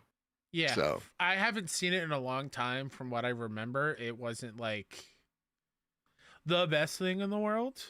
yeah. But I also, it's important enough to what Rebirth and the plan is for this remake series enough to re-release it. So I still think it's worth watching it at some point. Fair enough. Fair enough. Focus Home Entertainment is making the really dumb decision of rebranding to Pull Up Entertainment on April 1st, 2024. I choose not to believe it, as they chose to put this in front of the fact that they're down 43% revenue year over year, which Also, I think is the thing they're probably covering up. Is this just the world's longest April Fool's joke? That's what I'm choosing to believe. And God bless them if that's the case. Or like, are all their trailers going to end with "pull up"? Like you're about to fight them? Pull up. God, Entertainment. I think so. All right. Are Dumb. Is Focus isn't Embracer, is it? No. Okay. No. We're going to talk about them in a second. Don't you worry. Okay. PS5 audio experience upgraded with new equalizer and side tone features. This comes from Push Square. A new PS5 firmware update available now is set to improve the console's audio experience when you're playing with the new the Pulse Explorer earbuds and the Pulse headset releasing next month. A new equalizer is designed to enhance the overall sound quality of side tone feature that lets you adjust how much of your own voice you want to hear in the microphone. You could grab the 1.1 gigabyte firmware update now in order to gain access, and then new features will be available in the sound tab and in the control center. You can edit some of the equalizer presets according to 5 different options, preview of what it'll sound like. Your settings will be stored on the earbuds and they'll carry over and be automatically selected when you connect them to another device. That is pretty cool. That actually makes the Explorer headbuds a much better investment, and I'm hoping that this also improves the dropping, from these earbuds, because that's been annoying. Again, these could be really great earbuds, but they're just all right now, and so I'm really hoping that upgrade or that system update fixes that. All right. And finally, we saw more Helldivers, a deep dive-ish trailer. I love the vibe of this game, dude. I haven't watched $40. Oh, dude, it looks cool. $40, it's not the biggest risk in the world. I think I'm gonna dive in. I know, I see what you did. Oh my goodness. With some of the community on this. Cool. I think this is a day one, and maybe, I don't know. Huh? Who knows? Who knows? All right. Let's talk about the elephant in the room. Layoffs. Because they have been hitting the industry real hard in 2023, and seems like even harder in 2024 with no stopping in sight. People Can Fly cuts 30 members of its staff as the Square Enix-funded Project Gemini reduces its scope. Riot confirms 530 layoffs, nearly 11% of the studio. This comes from VGC. Quote, for most of our history, we've managed to avoid days like this. But the decision is critical for the future of Riot, the company said in a statement. This isn't to appease shareholders or to hit a quarterly earnings number. It's necessary. Over the past few years, as Riot more than doubled in headcount, we spread our efforts across more and more projects without sharp enough razors to decide what players needed the most. The adjustments we're making aim to focus us in areas that we have the greatest impact on your experience while reducing investments on things that don't. And this is what I wrote. Trading card game and third-party publishing arm saw the most reduction. I know this really sucks, and people losing their jobs. There's like, here's the light at the end of the tunnel. Here's some optimism. It's really hard to offer any of that when stuff like this happens. And I though appreciate this quote where to get in front of it's like it's not to appease shareholders or to hit a quarterly earning number. It's necessary. Giving their staff 6 months of severance and health benefits is admirable. It's awful to see, but I think what we've seen over the past few years, especially in the gaming field, is a whole lot of, hey, investors coming in going, let's try to make something more out of Riot than just League of Legends and, expand into fighting games. Like Project L is supposed to be something we're going to be seeing very soon. And going, hey, well, why can't we turn this into a trading card game, which sounds good on paper? Then you can compete with the likes of Magic. Sounds great. You could become a third-party publishing arm. Translate your games into, transmedia property. That's awesome. We're seeing it's harder. Easier said than done. I think you're seeing success with things like Arcane, which is a brilliant show. But then you see the third-party publishing arm. When I saw that reduction, I was like, this is with all the investment. These are the areas that aren't doing well, and they have to reduce the scope. I mean, there have been a lot of League of Legends games that we even talk about on the show, and then we kind of forget about them. So as much as this sucks, I think what we are seeing and what we're going to see in the next few years is companies going, hey, we try to expand in other areas and we just can't. We just aren't. And I think what we're seeing in games right now is the level of investment that was there in 2020 and 2021, it just isn't there right now anymore. And they have to course correct. And it sucks. There's no silver lining when I say that. It just really sucks to see.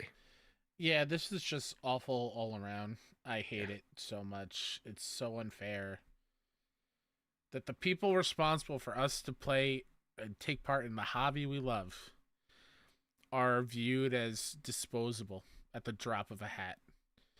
And while that statement is on paper sounds like the most damage control thing ever, I echo with a lot with what other people I've seen talk about it, and these initiatives come from the same person or likely the same person in each division, and those people are still in charge. And so why isn't the CEO have to take a pay cut or the Iwata thing we've been seeing, take some sort of responsibility for the reason why these things aren't working is because you put too much effort into this thing, and now you realize you made a mistake, so now you are affecting the livelihood of so many other people who are just trying to do what you wanted to put in place in the first place. Yeah. Like I truly believe in, granted it's a pie in the sky, it's a utopia view of thinking, but just reassign them in the team.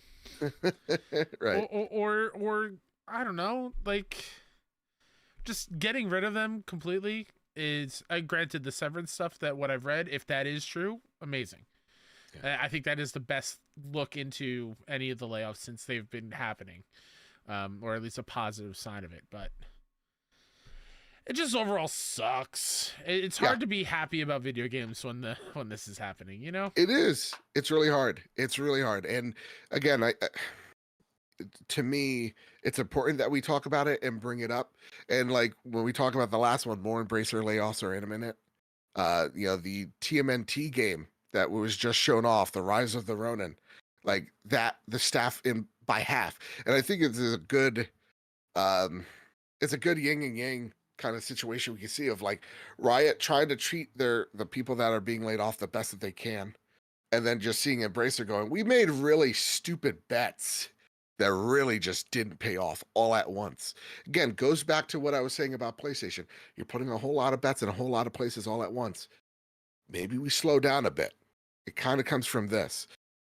Again, as much as I love you, Kyle, it is like a little bit utopian because like, how do I find people in the publishing arm to go and do whatever they can in a studio that's making a game? It's like two totally different, two different type of mindsets and workers that you need. But it's like, as like in the capitalistic society of which we live in, and where we, where a lot of these companies are placing bets of what's going to be the future of, A, B, and C. And when things don't pan out the way that they see, you can have a Embracer way of layoffs where it happens at the very end of the month so that they don't have to pay your health insurance. You get a shitty severance and you're out the door, to seeing Riot going, hey, we're going to give you a few more months of your medical. We're going to give you a few more months of severance. We're going to give you recommendations on all that. That is a much better way of handling it if this is going to be the case. Again, it sucks. And there is no silver lining. We've all been there. I've been laid off, and it's the shittiest feeling in the world. But a lot of people are like, why would I want to work in this industry after seeing all this? And I agree. I don't know. And I hope these people that are laid off do come back to this industry. But the level of burnout is just incredible. High. So yeah. All right, Kyle. Let's get into a little bit of positive news. Sure. Tekken 8 and Like a Dragon Infinite Wealth reviews are out. And Kyle, they got the same exact score. Ooh, you believe that? Kyle, I'm going to read Tekken 8, and I'd like you to read Infinite Wealth if you sure. can. This comes from IGN over at IGN by Ronnie Barrier. A 9, Tekken 8 is an incredible evolution of the series with tons of single-player content, an excellent suite of training tools, a great online experience, and exciting new mechanics that make Tekken more dynamic than ever. Eurogamer from Lewis Parker, a 5 out of 5. Tekken 8 is a marked improvement over Tekken 7 and a perfectly executed balancing act, keeping older players happy while revealing its trademark freedom to newcomers. And last but not least, IGN. Jesus, I'm off my rocker today. Game Informer Marcus Stewart gives it a 8.3. As a complete package, Tekken 8 doesn't reach the heights of recent rivals like Street Fighter 6 and Mortal Kombat 1, but when the match begins, you are exploiting openings to unleash flashy combo strings, air juggles, and it remains a thrilling, if very familiar, one-on-one experience. And on the Like a Dragon Infinite Wealth side, Eurogamer's Khan Saren gave it a 4 out of 5. Violent stakes once again meet zany shenanigans in Like a Dragon Infinite Wealth, the series' much improved second RPG. Over at IGN, Tristan Ogilvy, I'm sorry, Tristan, gave it a 9. Sprawling, enthralling, and packed with dynamic brawling, Like a Dragon Infinite Wealth isn't just the best turn-based Like a Dragon game. It's one of the greatest games in the entire You sounded like a robot. I got you. Please everybody remind me. Everybody in the chat. No, Kyle right now. Remind me to get on Amazon, give you a new aux cable, for crying out loud. I remembered it today, and I was going to ask you right before the show what length of aux cable that you got. I'll just do it right now. What type of length of aux cable do you need? I don't know. Okay, I don't know. Okay, relax. What do you mean, I'm helping you. Say that. I'm helping you. You're coming at me with fire. All right, coming at me with love. All right. Michael Hyam over at GameSpot, You right? could be you could be a little bit more appreciative. Is all I'm saying. Do you want to get into that right now? No, thank you. Okay. Because who got who a Christmas present after saying we would? Okay, anyway, Michael Hyam over at GameSpot gave it an 8. Infinite Wealth takes 1 step forward and 2 steps back, leaving conflicted feelings amid its outstanding RPG systems and phenomenal character moments. Ooh-wee. Delicious Morsels writes in, "G'day, gents. I just wanted to take a moment and express just how excited I was seeing the reviews come out for Tekken 8 and Like a Dragon Infinite, also coincidentally, the 8th mainline game in the series, by the way, and have them received with such positivity. While both long since gone multi-platform, these franchises both got their start on PlayStation consoles, and seeing them come out swinging in 2024 with monumental new entries, you love to see it. I've absolutely been addicted to, the Tekken 8 demo and eagerly await access to the full game. I haven't played Tekken since the demo and had had of a 3-way back on PS1. Remember the demo disc? Oh, okay, get it. Okay, my mind went really dirty. Hello. But Tekken 8 has some of the best onboarding I've seen in a fighting game. Seriously, if you've been the least bit curious, give this one a look. Don't be afraid of the sweaty online. There's more than enough single-player content packed into this game to get your money's worth, including a story mode that looks to be one hell of a ride, and plus recaps of the first 7 to catch you up. Ooh, that's great. And as for Like a Dragon, I won't be playing day 1 since I'll be still working my way through the series to prepare, currently on Yakuza 5, but boy, am I excited for when I finally get there. And let me tell you, sure, it sounds daunting to play all these games first, but the narrative payoffs are so worth it. Ooh-wee. Thank you so much for the beautiful write-up there, Delicious Morsels. Thank you so much. And also, we got a game, a little indie, Kyle, by the name of The Little Guardsman. So Canon wanted to make sure we give it love. It sits at an 84, and it looks gosh dang beautiful. I secretly added what you've been playing because I was going to talk about it then. Okay, fair enough. But very good. It's very good. Fair enough. And last bit of flash news, we got the Suicide Squad. Kill the Justice League shows off its first season of content with its first playable character after the main cast. And it's the Elseworlds version of Joker. Yeah. Which looks like the lead singer of, Motionless in White. Oh, okay. I thought that was funny. That's all. Sure.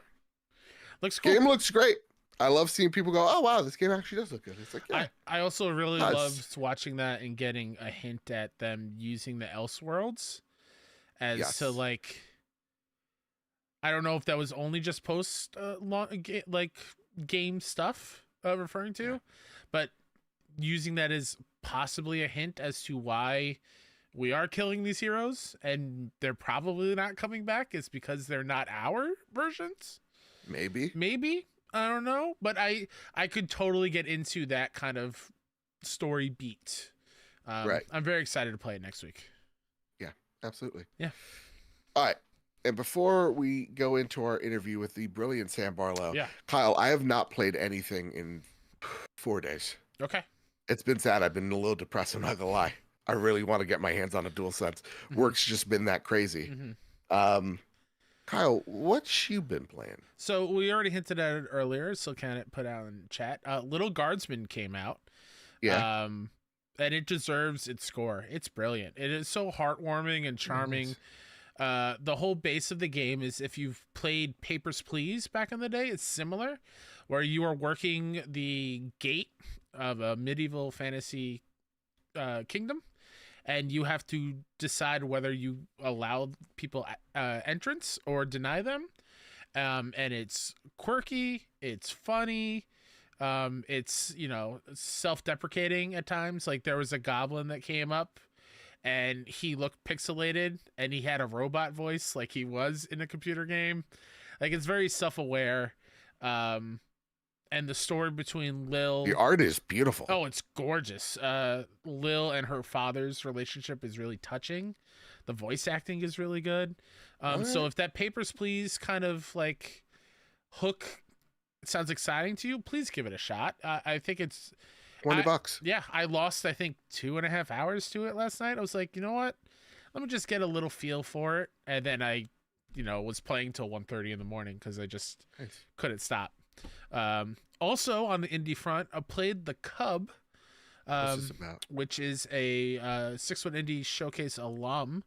I think it opened last March's show, if I'm not mistaken, from the same dev, Demagogue Studio, who put out, I think it's High Water and Golf Club Wasteland, which is now called Golf Club Nostalgia.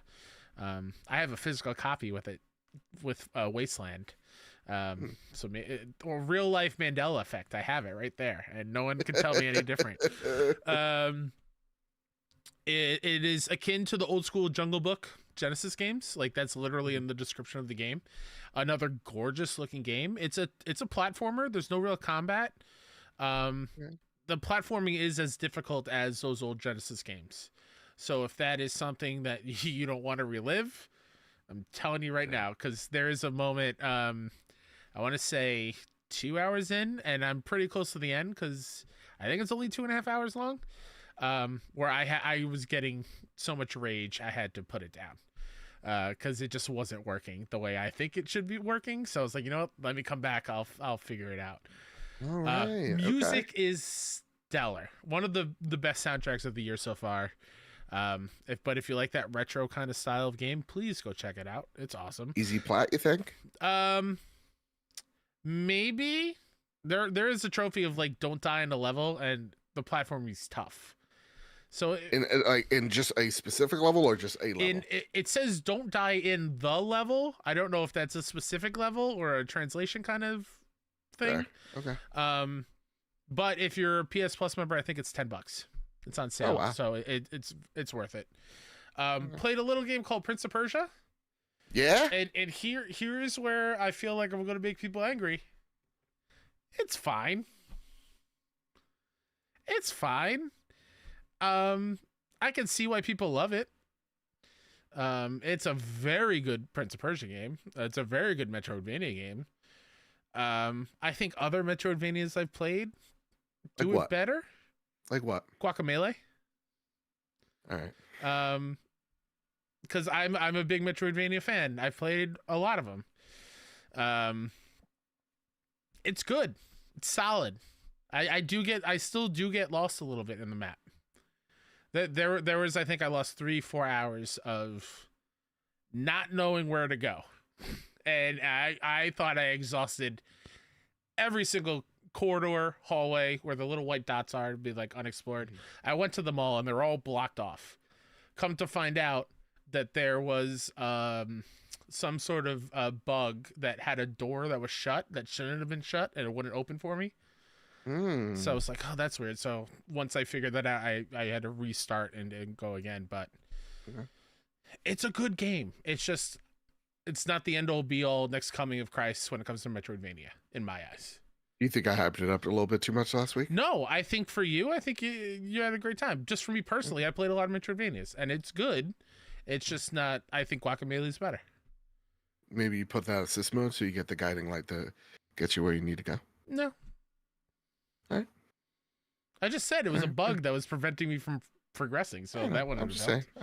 I like that game a lot. Yeah. And then the last you're one. You're a jerk for not thinking the way I think. How dare you?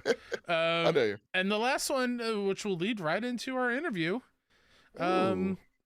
played some Immortality. Yeah. Because I've been excited to try it out because I've heard everyone just falling in love with this game when it came out on Xbox last year.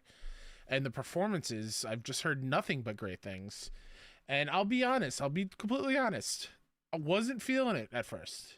Because it is very much a start the game. Here's a quick tutorial. Now go. And that level of freedom is so daunting right at first. Yeah. And if you're not familiar, it's a game where you are piecing together movies to find out about Marissa Marcel, played by Manon Gage, who is incredible. Insane. Yeah. Can we preemptively put her in best performance for last year's Splatties? I wish we could. I mean, Because now man, I understand amazing. it. Now, because Yes. when she won last time, I was like, all right, Yeah. Danny Episodes right there, but okay. Yeah. It But just like, incredible. dude, her performances are legitimately great, and the vibe of like a lot of what she's doing reminds me of things like X and Pearl. Yes. Yeah. Um, and so I dig the vibe of this game a lot Yeah. for what I've played so far. And yeah, you're right. Like the freedom's very daunting, but like it's to me, it's just like I mean, we're gonna talk about it a little bit in that interview, but Yeah. it's like just get lost. Don't But that be afraid to yeah. just So explore. the Yeah, way I was playing it completely wrong because I was watching every scene from start to end, yeah, and it wasn't until we interviewed Sam, which we'll hear in a second or two, where he wants you to stop and click around because the film is playing, and you can stop and click on various things in the scene, which will bring you to another scene in the same movie, a different movie, something completely different. And he wants you to explore it and discover fun things and what's going on with Marissa throughout it. And the hooks are in me. And now I'm yeah. having a good time. Now I'm like, okay, what's up with this apple? Where's this apple gonna take me? Oh, there's a Exactly. fake dove flying in. That'd be funny if they use that in a different movie and clicking it and going crazy because there's some really cool, intense, scary things that pop up. So Yep. it's a good time. But yeah, Immortality's rad. Be excited. Be excited. Be excited. And with that, y'all, here's our interview with the illustrious Sam Barlow.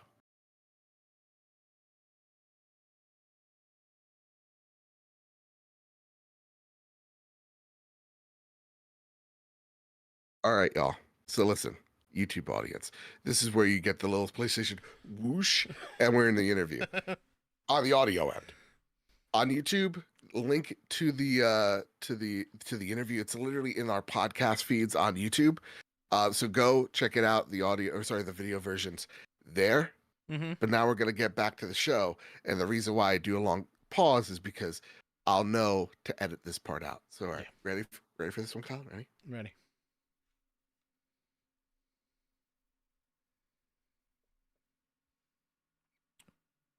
Poopy pants empty.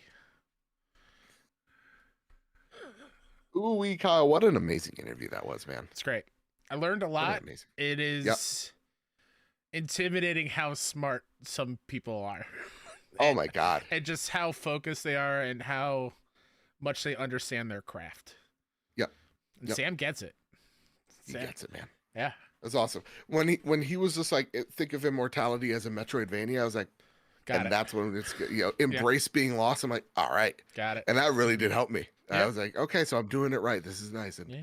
yeah, awesome, great guy, great human being. Thank you all so much for the opportunities. Without you guys, stuff like Absolutely. that don't happen. All right, Kyle, are you holding on to something? I am, and you're right, Una in chat. Joe did give all of you watching live the middle finger.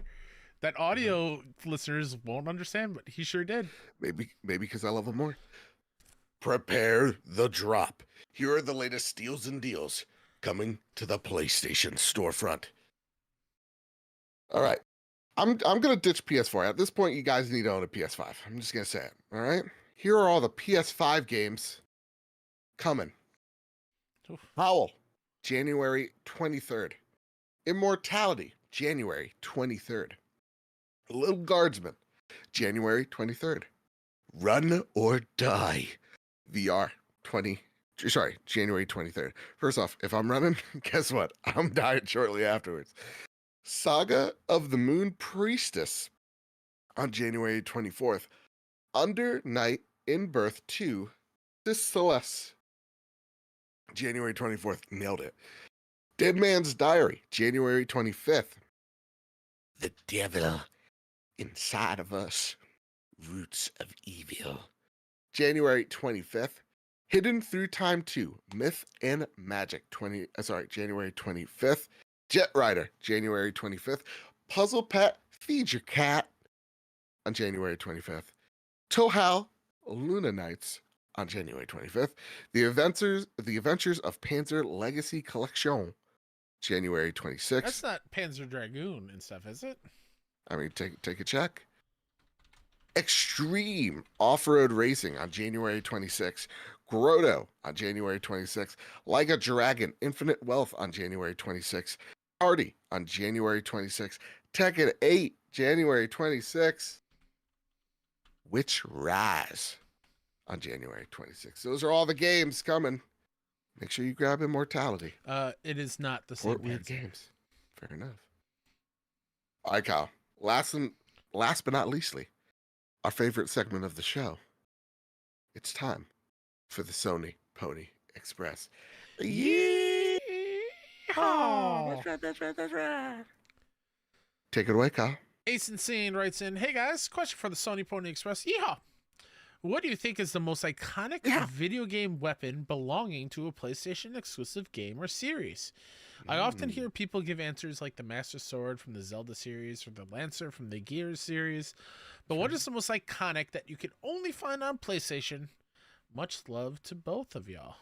Well, that is a great question. That is a great one. That you could find our top 5 PlayStation weapons Each on patreon.com/PS Trophy Room. Top tier. And I whoop Kyle's butt. you do. But spoiler, one of them is Nathan Drake's fists. And I'm so mad he stole that from me. Those knuckles have seen a lot of death. He's not wrong, y'all. He's not wrong. But the not creative answer, I think, is the Blades of Chaos. I see. I'm with Nerd Chat in chat. I think Buster Sword. Buster Sword. Okay. Buster Sword's iconic. It's pretty damn iconic. Yeah. It's pretty damn iconic. Yeah. Yeah, I would say that. Also, shout out the Lancer from Gears. Sure. And Gears of War being a series that I admire. Cliffy B being a director that I admire. Yeah. And our good friend Luke Lore over at the Xbox Expansion Pass got to interview the legend that is Cliffy B. Mm-hmm. And it would have just been really exciting since, we're very close friends. He would say best friend. I would say that. That's crazy talk.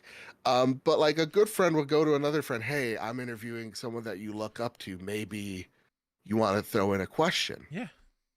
And I go, oh, wow, that's what a good friend would do. Yeah. Yeah, I would like a question. If you could fit it in, that's fine. That's what she said. But it's fine. Who? Yeah.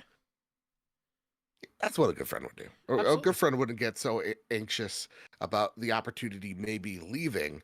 And so he doesn't then ask a question or tell said friend. That's all I'm saying.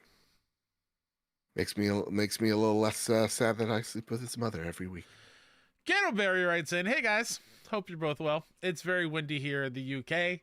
Perfect for staying in and playing video games." Oh, if you got to ask Neil a question, Neil Druckmann, you would let me know, right? You'd be like, "Hey, I'm interviewing Neil." So if I'm interviewing Neil, yes, I would let everybody know.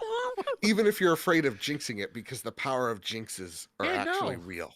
Absolutely. Get your questions in. That's what Luke believes. Jinxes are real. Oh. Listen, this is a 30-something, 40-something-year-old man. And he believes jinxes are real like a 6th grader. The saying of when I win, we all win, that is not just a saying. I lived that life. Yeah. So if I had an opportunity, I'm going to try to get somebody to, or try to bring my friends along in whatever capacity I possibly can. Yeah. Yeah. You know what? I double dog dare Luke Lore to be a good friend next time. Well, we'll see. I double dog dared him. You know who's pretty good friend over in the UK? Ghettoberry. Hey guys, hope you're both well. It's very windy here in the UK. Perfect for staying in and playing video games. Or for me, Tekken 8. I am so hyped for Tekken 8, playing my favorites Xiao Yu, pronounced Show You. Thank you for putting that in there. But show rhymes with cow. What? Hold on. Cow you? Okay. Ghettoberry, I'm sorry. Everyone else, I'm very sorry. And June is now back in the mix. I love all things Tekken. I'm collecting the figurines. Xiao Yu, sure. Okay. I'm collecting the figurines, and I'm also occasionally... Yeah, because Xiao Cow. Nailed it. Oh, fair. Yeah, that's it. I'm collecting the figurines, and I'm also occasionally chucking unloved family members off a cliff, like father, son, Hiachi, and Kazuya. Then there's Street Fighter Cross Tekken. It's a crossover made in heaven. I think the Tekken Cross Street Fighter game is canceled, but I can dream. My question this week is, what two game franchises would make a great crossover that you would love to see? Be it a match made in heaven or unlikely duo. And what are your favorite crossovers? The Ape Escape crossing over Metal Gear Solid 3 was a hoot. As always, love you guys and take care. Here's a good one. Okay. You ready for this? I'm prepping for a joke. Ratchet and Clank. Okay. X Astrobot. Yeah, that's not bad. Instead of Clank, it's a little Astro. Yeah, you're not wrong. That'd be cute. Yeah. You know, that's a nice little, like, you get the platforming of both worlds. Sure. Maybe Ratchet is in a level and it's PSVR 2. Ooh. Huh? Come on. I like that. Thank you. I'm going on the sim. I'm going to use Astrobot as well because I do love that idea. Give me Resident Evil 4 Cross Astrobot. Or instead of Ashley, it's Leon and Astrobot. Let's do it, dude. Which, can you believe the can we just talk about this for a second? Yeah. The who would win in a fight, Joel versus Leon Kennedy, that we saw on Twitter. I forget who posted it. I didn't see that. They said who would win in a fight? Yeah. Joel from The Last of Us versus Leon Kennedy. Okay. It's not who wins in a fight. It's how fast does Leon kill Joel? You know? No, because I think I'm on the Joel side. Kyle, Leon Kennedy did a backflip in a barn just because he could have just promptly moved away from the chainsaw. He did a backflip. Okay. That guy's got knees for days. Talk about knees. Joel can stay crouched and goes crouched through an entire city, would not get tired at all. You're kidding me, right? He's got quads and hamstrings Leon of Kennedy steel. fought a mecha, little French dude. Okay. Okay. Napoleon. Sure. He fought a mecha. Sure. He fought a green beret guy. Yeah. With a knife in an elevator moving. Joel has taken on plethora of clickers and bloaters. Have you forgotten the terrifying like nail guy? What is it called? The Valkyries or whatever? What? Remember those? Iron Maidens? Oh, Iron Maidens are terrifying. Yeah. I get it. Bloaters or something, but like he's fighting it. He fought a giant like crab monster. Kyle. So what? Joel's got that street smarts kind of strength, you know? They're both, first off, they're both dads. Is Leon a dad? The amount of dad jokes, one would assume he has a kid he doesn't at least know about. He fought the occult. Are you kidding? Chainsaw guy and bloater are like same caliber. Are you kidding me? He's a giant mountain ogre, and he got to team up with a wolf boy, a little wolf. He's the best boy. But at every turn, Leon has help from the merchant. Joel's on his own. He's scavenging. Leon can go and save up money and buy a rocket launcher that one hits enemies. What are we talking about nuts, here? Man. This is like the how much prep time does Batman have? Are you really? Yeah. Again, street smarts in a fight, I think, goes a long way. The animation when Joel gets out of prone, it's like, oh, my back, my knees, my crack. And Leon just, again, flips, quick dodges, quick turns. He's got first off, age. All right. Younger, more buff. He's in his prime. Joel's like turning 60. Okay. I could push my father. He's not going to get up. You know what I'm saying? You want me to test his figure and now push my father? Christ. He's going to be like, oh, shit. You kidding me? You just damned yourself if I wake up tomorrow in the morning and look at the newspaper like local New Jersey man pushed by son. I can't believe you right now. You're being ridiculous. I'm being ridiculous? Again, it's the street smarts, man. Street smarts? What does that mean? Leon was a rookie CIA cop trained, Kyle. Oh my God. So what? So what? Are you? I'm not joking. I think Joel would make it a good fight. not gonna make it a good fight, dude. He 1000% is. Wow. Another iconic weapon. Joel has bricks and bottles. One throw against the head is all he can do to stun him, and then it's over. Shift to bricks the neck. Bottles done. versus like an Apache helicopter. You're telling me like you can't bring in helicopters into this fight? Was he out to summon? What are we talking about here? yeah, No, Apache helicopter. At the end. absolutely not. Oh my god, You're insane. You're just telling me street smarts is like akin to Team 6 training. In the Last of Us universe, 1,000,000% it is. 1,000,000% it is. Continue with this. I can't. Continue. You're so wrong. Green Gorilla Gamer writes, "Sup, boys? So not only did I get a PSVR 2 on the day that I finished the show, weird, lol, I also achieved something huge. I don't know if you'll remember, but 1 year ago tomorrow, I told you guys that I got my friend to sit down and play The Last of Us Part 1 after watching the first episode of the show, and he loved it. He said he was going to get a PS5. Well, on Monday of this week, we went out and got him one. Hey. Yes, look at that. I owed him money for an SSD he helped me get for Black Friday, and he's going to school for 10 weeks, so I loaned him the rest. He used to be an Xbox guy, made the switch to PC, even though he'll always be a PC guy now. He has a PS5. Right. We've known each other for about 7 years now. I'll be console sharing my hundreds of games to give him a head start into basically anything he wants. But what would you guys be most excited to play with a friend if they got your console after years? Like your personal picks. I'm also looking for game recommendations we both love. Or game recommendations. We both love Destiny 1 and can finally play it together. Deep Rock Galactic is legendary. Rock and Stone. And Borderlands would be a blast and a half. But I'm sure I'm missing a lot. Love you guys. Thanks for making my week, if not my month. Joe, we've got to play some Fortnite, brother. This Saturday, 10 p.m. Eastern Standard. Let's do it. Ooh. That goes for anybody. I'll be in the Discord chat. We'll be playing Fortnite. I would need Solid Snake. So, okay. Yeah, it's happening. Okay. It's happening. Okay. So, something similar happened with one of my friends. Her husband got a PS5 for the first time. He's a PC guy. The first thing he dived into was Demon Souls and Bloodborne. So I would say, first and foremost, it depends on how hardcore of a PC nut he is. Those two games are easy recommendation. Second, if you heard that burp, my apologies. I got battery acid reflux. It's hitting me.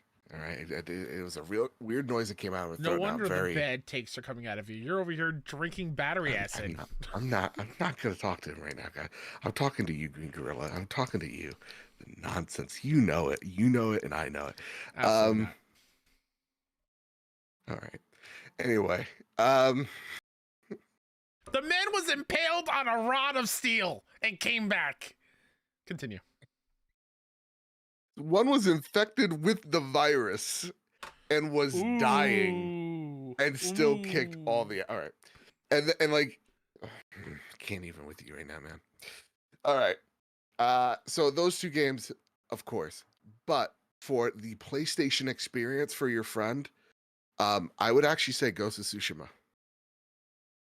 Ghost of Tsushima is gonna bring him there. When it comes to other games I could play with him, I feel like most of those are multi-platform and you can play with them. I'm drawing a blank on those myself. Uniquely PlayStation, I think Ghost is a great one. Already's in the Last of Us camp. I think right next to that is Uncharted. If he's never played an Uncharted game, get that Legacy Collection, and is that what it's called, right? Legacy Collection? Yeah. And I would say, have a good time. Even there, have him start at 2. Sure. One is still janky. Mm-hmm. Yeah. That's what I started with Uncharted 2, and that made me fall in love with all of it. So yeah. And again, God of War 2018 is also a great start. Yep. It'd be like, here, this is the type of stuff that PlayStation does. Is known for. Yeah. And just another IP that means a whole lot to us here, Horizon. Yeah. Horizon's great. Fair enough. All right, Kyle. Last question of the list. Dewani Raksha writes in, gentlemen, I think it's time the classic quote, a delayed game is eventually good, but a rush Totally. game is forever bad, end quote, needs a refresh. A bad game released can eventually be good, but a bad game delayed repeatedly then released can't escape its bad game label. I'm still keen to try Skull and Bones and Suicide Squad, but I feel they can never escape their bad game labels, even though most people haven't actually played either game. I think this impacted the last Halo game too. I'm sure there are more examples I can't come up with off the top of my head. Conversely, I think that games which get released rough can now earn a rep as good games. Everyone Mm. loves the underdog overcoming adversity story of No Man's Sky. What do you think? Would these games be better if they had simply launched with what they were and let development and iteration happen with the games in people's hands? Man, man, I like that new that's a label a whole lot though. yeah. I don't know, Kyle. What do you think? Um, I could see the merit to just releasing it and then fixing it over time, but I also know how much of an impact releasing a buggy game at launch impacts the longevity of it. And why we see so many devs rush to fix these things as soon as they can. So like when people get paid, they can buy it within the certain time frame, or else Right. it's just out of their window of possibility of something to be played. Like example of mine, which I love at launch, it got a bad reputation, not as bad as I think No Man's No Sky. Man's Sky. Yeah. But there's so many people who stopped playing Control because of how poorly it ran on console. Fair. And Control is an all timer. Yeah. And it had that label of like, oh, it's not going to run well. Even when it came to the PS5 version, they're like, it's probably not going to run well there, or let's hope it runs well. And people, I don't think, really dove into it still. Right. But that bad game label definitely follows an IP, a game around, and it's kind of tough. First impressions are everything, man. I think Suicide Squad is proving that. Because, like, you show a game once and it's either applause or like pitchforks. There's no in between. And for games like No Man's Sky, and I even think like Halo Infinite's a really great example of like No Man's Sky came out glitchy and bugged, and it got its redemption story over time. We didn't hear much about it, but that community grew. Right. Same with Halo Infinite. It's not that it was buggy. It's a great game, and I'm gonna go to bat for Halo Infinite. It's the best Halo multiplayer you could get ever. Like it's phenomenal. Right. Story's overrated, but Esherum, really? That's the villain's name? Okay. But like that game, it was a content problem. Now that they have content there and they're not trying to chase the battle pass metric and they're just doing their own thing, and they have the Master Chief Collection team working on the DLC, that game's already rebounding and resurging and beloved. So I think you could change the label. You're just not going to get the redemption you wanted. I know when you talk to a lot of devs, they sometimes get jaded over that label of like, yeah, they just didn't get it. Or, yeah, we had problems at launch, but it was always kind of overblown. I think a great example of this is like Fnatic right now with the day before game, where they kind of try to blame bloggers for the pitchforks that they got for that game. Yeah. That's the extreme version of that. But like, Yeah. I hear devs come out going, no, man, it's not what this game was about. Come on. All the time. So I think, yeah, you're never going to get the label totally off. And I don't think you're going to get the redemption that you want. But I think those games could succeed without the narrative that we're used, that is set before it by, I would say, like the mainstream outlet. Yeah. Or consciousness, rather. So, like, for example, I have faith in Suicide Squad. Yep. I hope it's really great. But it can't shake the fact that it is a looter shooter. Mm-hmm. It is a games of service game, no matter how much they're trying to rephrase it. And people, the general, consciousness of it is like people are tired of that. They're tired of the trend chasing. They wanted something that is not, this. Yeah. And whether that is what I think is pigeonholing a team into making a Mhm. Arkham game, I do believe with the sentiment of like, it's more than that. I want to see something truly original out of this team. I bet the devs feel differently about that. So Sure. I don't know. It's a very complicated issue that I Yeah. talked too much about. I think a lot of these, the I talked in circles about bad game kind of label just off the jump without having played it, I think is something that is just a giant hurdle from all games without playing it. Because I think of a game recently that is, I think in our community, heard a lot of people speak highly of it, is Forspoken. You hear about Forspoken after not even playing it, and then the demo comes out, and people are like, "Oh, you know what? Actually, this is sort of fun." And then the full game release, and people, I distinctly remember. I think Jedi Master Ren's like, "No, this is a great game. I don't understand why everyone is bashing it." This like, is fun. Yeah. I mean, Murray and Sid writes in chat, currently playing Control for the first time. And let us know how you like it. Because most of the time, we're having the conversation. We know this, but like people jumping into Control right now aren't or don't know. Yeah. Are totally unaware of how it launched. And I think that's another thing that goes about it too, is like, someone playing the latest expansion of No Man's Sky probably didn't play it at launch, or now can appreciate it more if they have. Halo Infinite, grabbing new players. Like, there are people playing Halo for the first time. They have no idea about the content drop that was the first year or two, right? So like, Skull and Bones and Suicide Squad, I think they have the misfortune of being shown so much and not enough people going, oh wow. And having like a tough development for the Skull and Bones crowd. But like, I think a bad game, that label, that could be a podcast in itself. It's a very conceptual question, Yeah. So I appreciate it. Great one. Absolutely. One. That said, guys, that has been the Trophy Room this week. I hope you enjoyed what you heard here. Please rate us 5 stars over on Apple Podcasts and Spotify. It really does help us out. And when we hear and see nice things, it really does do a whole bunch for us here. It really does fuel us in emotionally. And support us on Patreon, patreon.com/PS Trophy Room. It's the reason why I'm able to go to PAX, is because of your generosity over at patreon.com/PS Trophy Room. It's the only reason why these lights work right here, right now. Why Kyle's mic works 95% of the time. I'm going to fix that cable. You just got to tell me the length and not yell at me. That said, Kyle, is there anything you'd like to spotlight before we get on out of here? I like to spotlight how Joe gaslights me every week to make me out like I'm the bad guy, and I'm fucking tired of it right here, right now. Anyways, you can find me at Mr. K-Step pretty much everywhere. All the indie game coverage I do over at 61 Indie.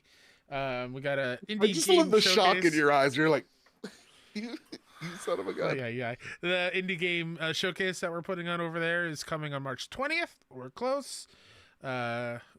Working on the script now. It's crazy. Can't believe we're doing a 4th one. That's nuts. Dude.